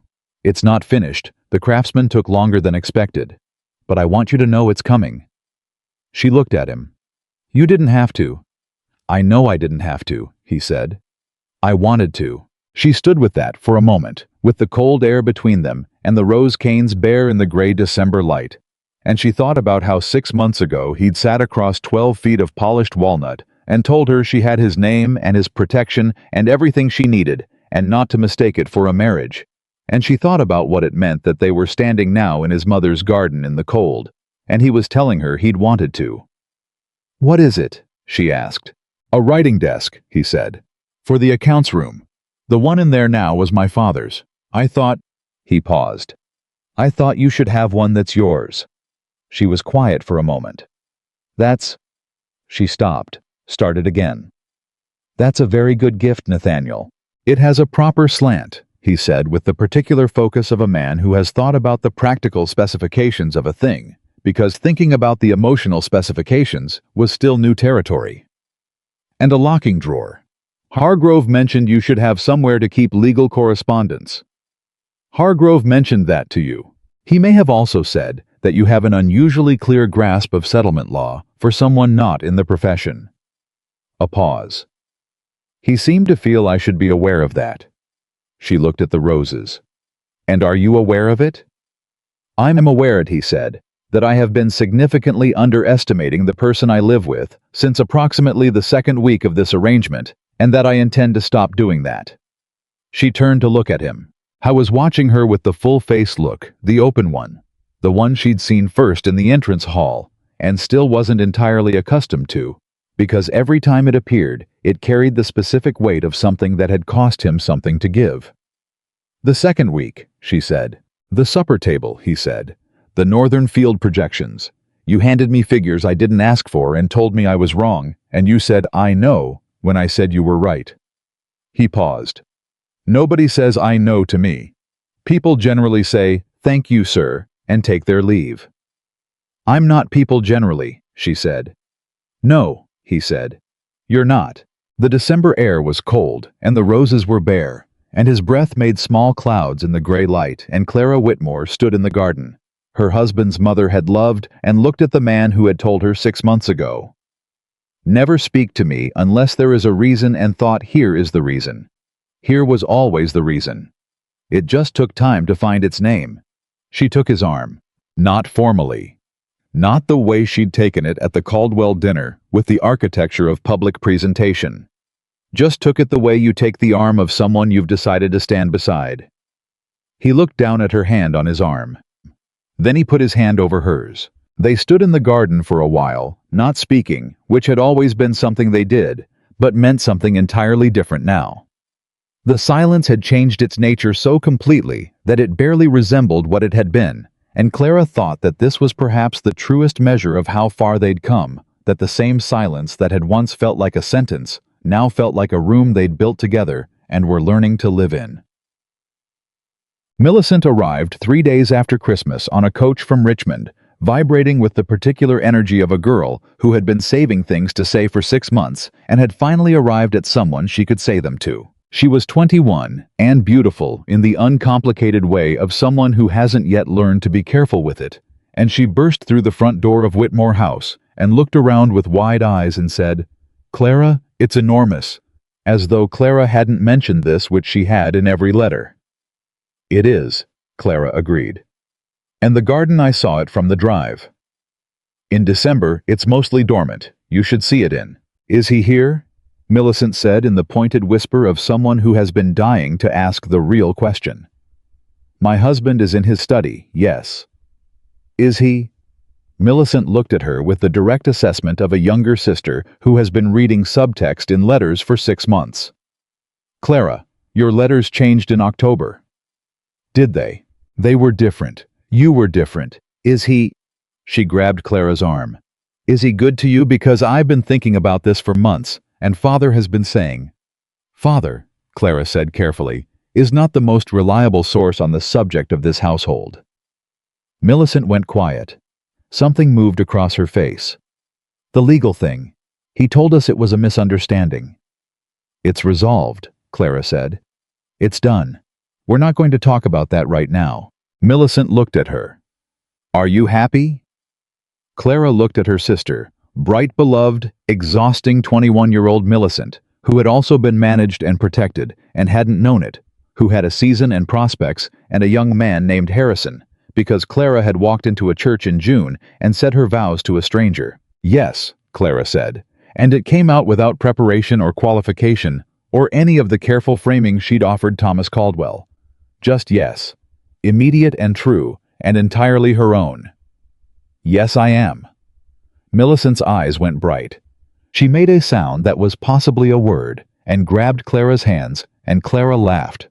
Really laughed, the kind that comes from somewhere uncomplicated and uncalculated. And Nathaniel appeared in the hallway from the direction of his study, and stopped when he heard it. Clara looked up and saw him. He was watching her the way he'd watched her in the accounts room that evening in October, when she hadn't known he was there.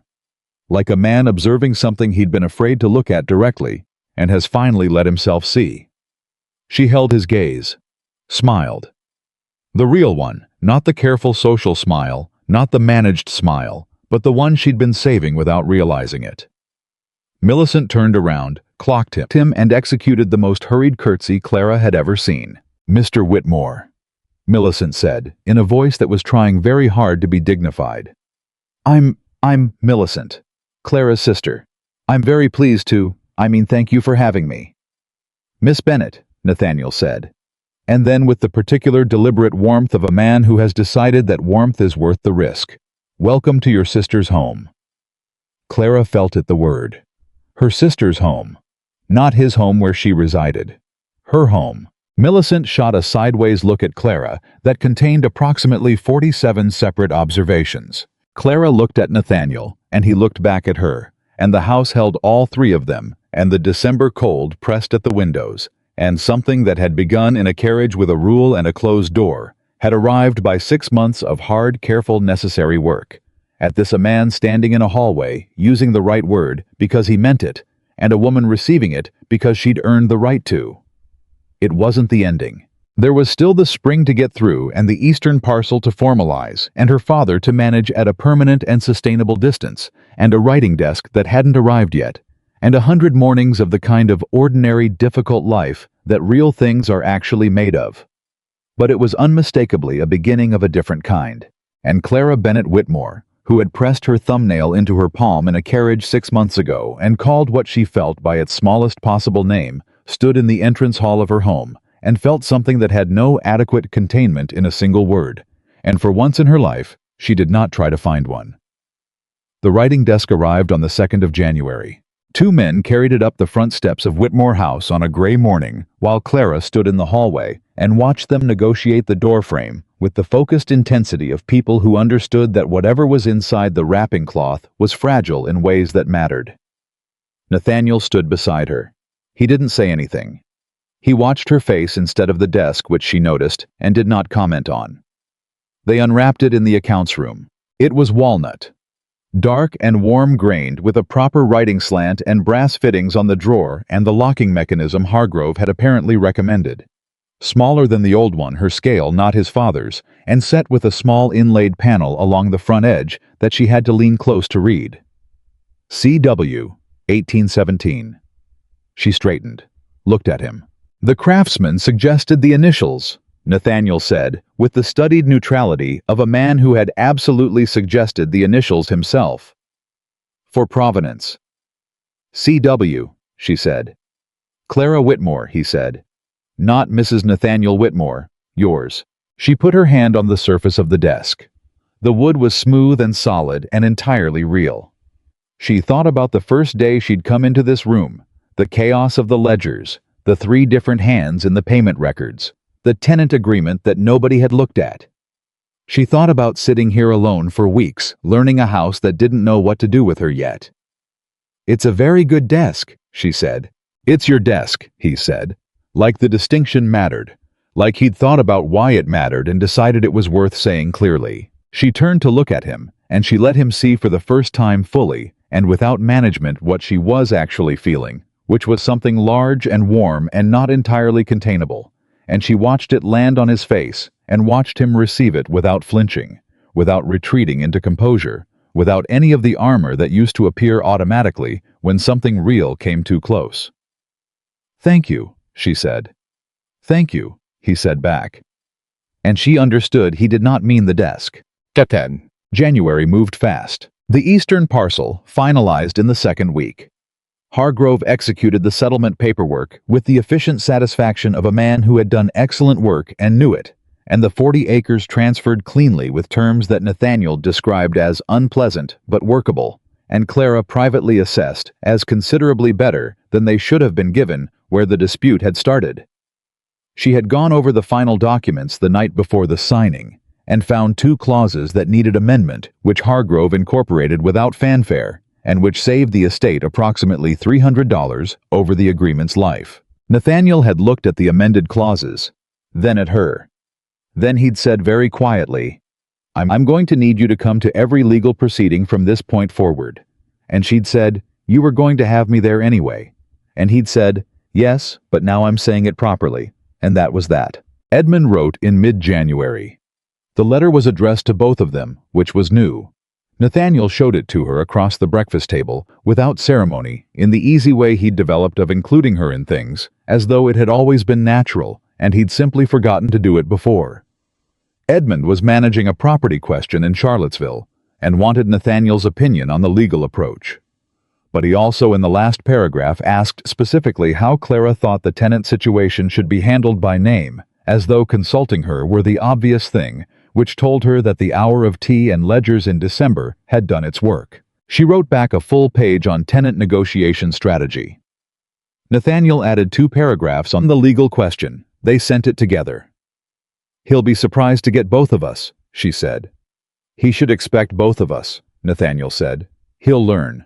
She thought 6 months ago, you sat at the other end of a 12-foot table and called this an arrangement. She didn't say it. She kept it privately as evidence of something she'd watched become true in real time, which was more satisfying than saying it would have been. The trouble came from the direction she'd stopped expecting it. She was at the tenant meeting on the first Tuesday of February, when Silas asked to speak to her privately, and something in his manner measured careful the way he was when the news was bad, and he'd decided to manage how it landed, told her to give him the room. She sent the other tenants out. He stood across the desk from her with his hat in both hands. "There's talk," he said, "from the Beaumont farm, 3 miles east." She kept her face neutral. "What kind of talk?" "About you, ma'am, and Mr. Caldwell." He didn't look away. She respected that. "Someone at the Caldwell dinner in November said they saw..." He stopped. "Said the 2 of you were in conversation alone, and Mr. Caldwell took your hand, and that your husband saw it. And the talk is..." Another stop. "The talk is putting a meaning on it that ain't fair to you, ma'am. I thought you should know." She sat with that for a moment. The specific quality of the silence that comes when something you'd hoped wouldn't happen has gone ahead and happened anyway. "How wide?" she said. "Wide enough that it's reached me," he said. "Which means it's reached others closer to town." "Thank you, Silas," she said. "Thank you for telling me directly." He nodded, looked at his hat. "People who know this estate know it ain't true," he said quietly. "I want you to know that. Garrett even said it, and he ain't your greatest admirer, ma'am, meaning no offense." Despite everything, she almost smiled. "Garrett said that..." "Said whoever's spreading it never spent a day working ground you manage," Silas said. "Said it in the feed store, in front of 6 men. She thought about the North Bay grain storage. About a contract read aloud, and a word she hadn't permitted. About a man who had been chastened, and had apparently in his own time and way arrived at something like respect. "Thank you," she said again, and meant it more than the first time. She found Nathaniel before supper. She didn't soften it. Softening it would have been its own kind of disrespect. She told him what Silas had said, the full account straight through, and she watched his face go through several things quickly before settling into something controlled but not cold anger. Yes, but anger pointed in the right direction, which was outward and not at her. "Thomas Caldwell kissed your hand at a social gathering in the presence of 30 people, Nathaniel said, "including me." "I know. This is someone taking a fact and turning it into a story." "I know that too." He looked at her. "Does it worry you?" She thought about it honestly. "It worries me for the estate," she said. "A wife with a damaged reputation affects the business relationships you've built. It worries me for the tenants people like Silas, who've extended their trust and don't deserve to work ground that's being gossiped about." She paused. "It doesn't worry me for us. You know the truth. I know the truth. That's sufficient for me." He held her gaze for a long moment. "It worries me for you," he said.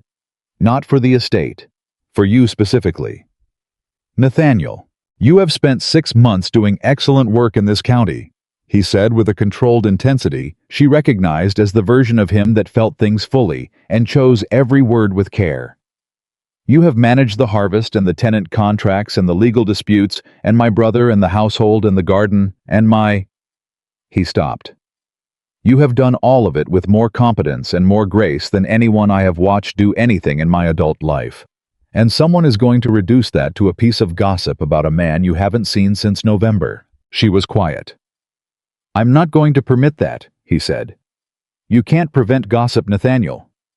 I can address it, he said. Directly, publicly.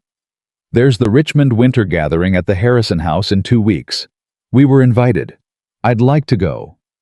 He paused. I'd like to go and make it clear in the way that these things are made clear in this county exactly what I think of my wife and her management of this estate. She looked at him carefully. That's not you don't have to perform. I'm not performing, he said. I'm saying what is true, in a room where it will be heard. He met her eyes. That's all.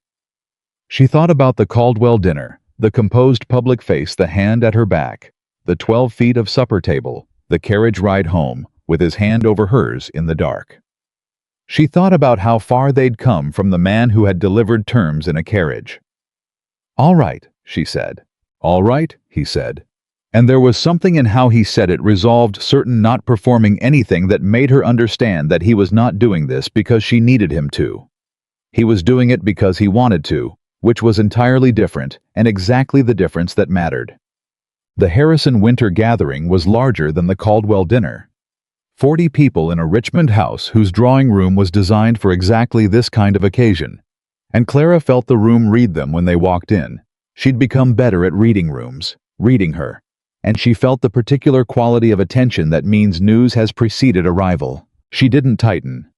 She held Nathaniel's arm in the easy way she'd developed, the way that wasn't performance, and she moved through the first 20 minutes of the gathering with her chin level and her manner warm and her attention genuine, because the best answer to a false story was a true one.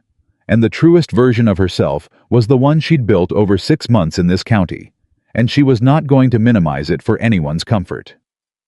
Thomas Caldwell was there. She saw him across the room early, and they made eye contact briefly. His expression immediately conveyed that he'd heard the talk, that he was sorry about it, and that he would follow her lead. She gave him a small nod that said thank you, and he gave her one back, and that was the whole of it. Nathaniel saw the exchange. He said nothing. He trusted her, which was the most significant thing that had happened in 6 months, and it happened so quietly that she was still learning the full weight of it. The moment came 40 minutes in the way these moments come, not announced, not staged, just arriving in the natural pause of a conversation near the center of the room where enough people were in earshot for it to matter. A woman named Catherine Marsh, whose primary social function appeared to be distributing information under the guise of concern, said to Clara in the pleasant tone of a grenade with manners. And how are you finding Richmond society? Mrs. Whitmore, I imagine it's quite different from what you were accustomed to before your marriage. The before your marriage was carrying a great deal of freight. Everyone in the immediate radius knew it. Clara smiled, unhurried. I find it very much like any society, she said, full of people making the best assessments they can with the information available to them. The challenge is ensuring the information is accurate. A brief silence. Catherine Marsh opened her mouth. My wife, Nathaniel said from directly beside Clara, and the room heard the my wife with the full weight he put into it, which was considerable. Recently identified a procedural error in a creditor filing that saved the estate $300 and 2 months of legal proceedings. He looked at Catherine Marsh with the polite, complete attention of a man who has assessed the situation and found it manageable. I mention it because people often underestimate what she's accomplished in the 6 months she's been managing Whitmore House. I find it worth correcting when I can. The radius went very quiet. I wasn't aware Mrs. Whitmore was involved in the legal matters, Catherine Marsh said, recalibrating visibly. She's involved in everything that matters to this estate, Nathaniel said. I rely on her judgment entirely. A pause. I imagine that's not the story that's been circulating. Catherine Marsh had the particular look of a woman who has been maneuvered into a corner by someone better at this than she is. I'm sure I don't know what story you mean, she said. I'm sure you do, Nathaniel said pleasantly. I trust you'll correct it when the opportunity arises. He turned to Clara, with an expression she recognized, the full-face look, the open one entirely unhidden. Are you ready to find the Harrisons? I'd like you to meet their land steward. I've told him about the tenant renegotiation." "Of course," she said. They walked away. His hand was at her back, warm, steady present, and she could feel the room recalibrate behind them. The particular sound of 40 people revising their understanding of a situation simultaneously. "I didn't need rescuing," she said quietly as they moved through the crowd. "I know you didn't," he said. "I wanted to say it. Those are different things." She thought about that. About the distinction between need and want, and how much of this, all of it, every part of the last 7 months, had lived in that distinction and been changed by it. "You said you rely on my judgment entirely," she said. "I do." "That's not entirely accurate," she said. "You questioned my projection on the Callaway renegotiation in October, and you were right to." He glanced at her with the almost smile. "Entirely within reasonable margins of professional debate." She laughed. Real, unguarded, the kind Millicent had drawn out at Christmas. He stopped walking. She looked up at him. He was watching her with an expression that had moved past the full-face look into something she hadn't seen before. Something that was the full-face look, completed the final version of it, the one with nothing held back. "I have something to say," he said. "And I want to say it here while we're standing in this room, because I have spent 6 months being the kind of man who says things only in private when I'm certain of the outcome, and I have decided that's not—" He stopped. "That's not good enough anymore." She waited. "I love you," he said. Steady, direct. No performance and no armor. "I have loved you since at least October, and probably longer, and I have been characteristically slow to say it, and I don't intend to be slow about it anymore." The room continued around them. Conversations continued. No one in the Harrison drawing room particularly noticed 2 people standing near the center of it, one of them having just said the most honest sentence of his adult life. Clara looked at him for a long, full moment. She thought about the carriage. She thought about "never speak to me unless there is a reason," and 12 feet of polished walnut, and a stone bench in an abandoned garden, and a boy talking about lavender through gritted teeth, and a legal document, and a Christmas morning, and a writing desk with CW 1817 inlaid along the front edge. She thought about the thumbnail pressed into her palm on the night of the wedding, and what she'd been trying to feel instead of hope, and how hope had come anyway quietly in 6 months of ordinary, extraordinary days. "I know," she said. "And then because he deserved the whole of it, I love you too. I have for some time. I was waiting to be certain you were ready to hear it." Something moved through his face that she would remember for the rest of her life. "I'm ready," he said. "I know that too," she said. He took her hand. Not the public hand, not the formal gesture, her hand held the way you hold something you've decided to keep. And they stood in the middle of the Harrison winter gathering, while 40 people moved around them in their ordinary lives, and Clara Whitmore felt for the first time the particular freedom of a woman who has walked into a situation as a solution and walked out of it as herself. Spring came back to Virginia, like it always does, without asking permission, without apology, as though winter had been a minor inconvenience, and the world had simply been waiting to get on with things. The roses in the kitchen garden were the first sign. Eli, back on both feet since October, assigned permanently to the kitchen garden by Clara's quiet arrangement with Mrs. Holt, came to find her on a Tuesday morning in March with the careful excitement of someone delivering important news. "They're coming," he said. "The East Canes, 3 of them." She was in the accounts room. She set down her pen. "Show me." They went together. Eli half a step ahead and trying not to run, and there they were. 3 new chutes pushing up from the east section canes she'd spent the summer redirecting green, and certain and entirely real. She crouched down and looked at them for a long time. Eli stood beside her. "Mrs. Holt says they haven't bloomed since Mrs. Whitmore, the first one since she passed." "I know," Clara said. "We'll see them bloom this summer." "You sure?" She looked at him, at the certainty on his face that she would know, because she had known every other thing she'd said with that tone of voice. "I'm sure," she said. She heard Nathaniel's boots on the garden path before he reached them. She knew his stride way, she knew the house's sounds and the estate's rhythms, by accumulated attention, by months of paying close enough care to something that it became part of how she understood the world. He stopped behind her. She didn't turn. "Eli found them this morning," she said. A pause. Then he crouched down beside her, and she heard in the quality of his breath the thing she'd heard that first night in the kitchen garden when he'd told her his mother had spent every summer here. The same thing, but different now. Not the sound of grief unattended, the sound of grief accompanied. "3," he said. "3," she agreed. Eli, with the excellent instincts of a 15-year-old who had learned when to absent himself, announced that he was going to check the north beds and departed at a pace suggesting he considered his work here done. They crouched in the garden together in the March light, and Nathaniel reached out and touched one of the shoots. "Careful. The way you touch something you've been afraid to touch." And Clara watched his hand and thought about all the things that had led to this moment, the full account of it, the weight and the work and the ordinary difficult accumulation of two people learning each other. "She would have liked you," he said. His voice was quiet. "My mother. She would have—" He stopped, started again. "She would have known faster than I did what she had." Clara looked at the shoots.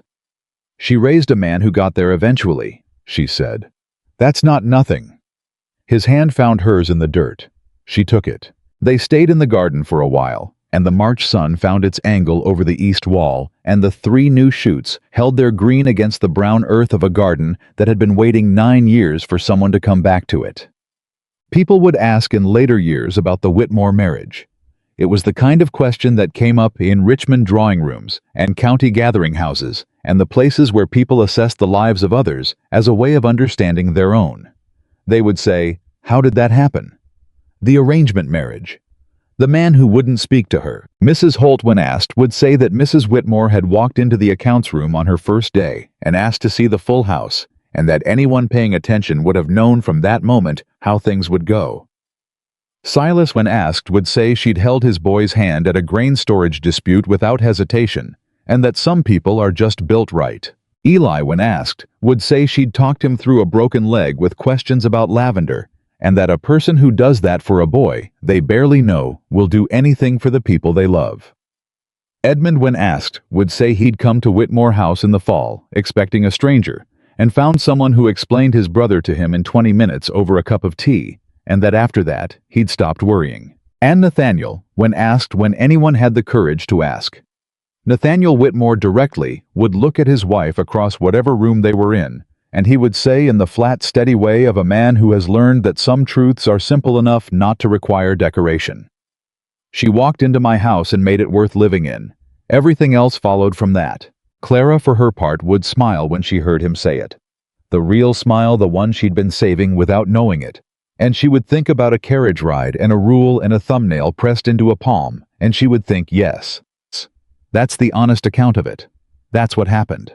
Two people walked toward each other through 6 months of difficult, necessary real work, and they arrived by no accident and no luck, but by the accumulated weight of paying attention and showing up and refusing to stop.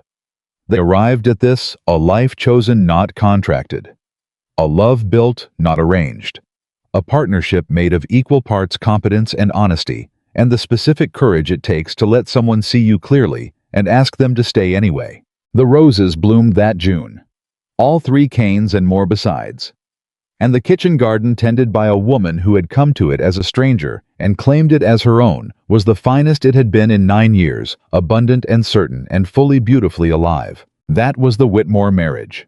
That was how it happened. Not in a single moment or a grand declaration or the kind of story that resolves itself in one clean motion, but in the way all real things happen slowly, then completely.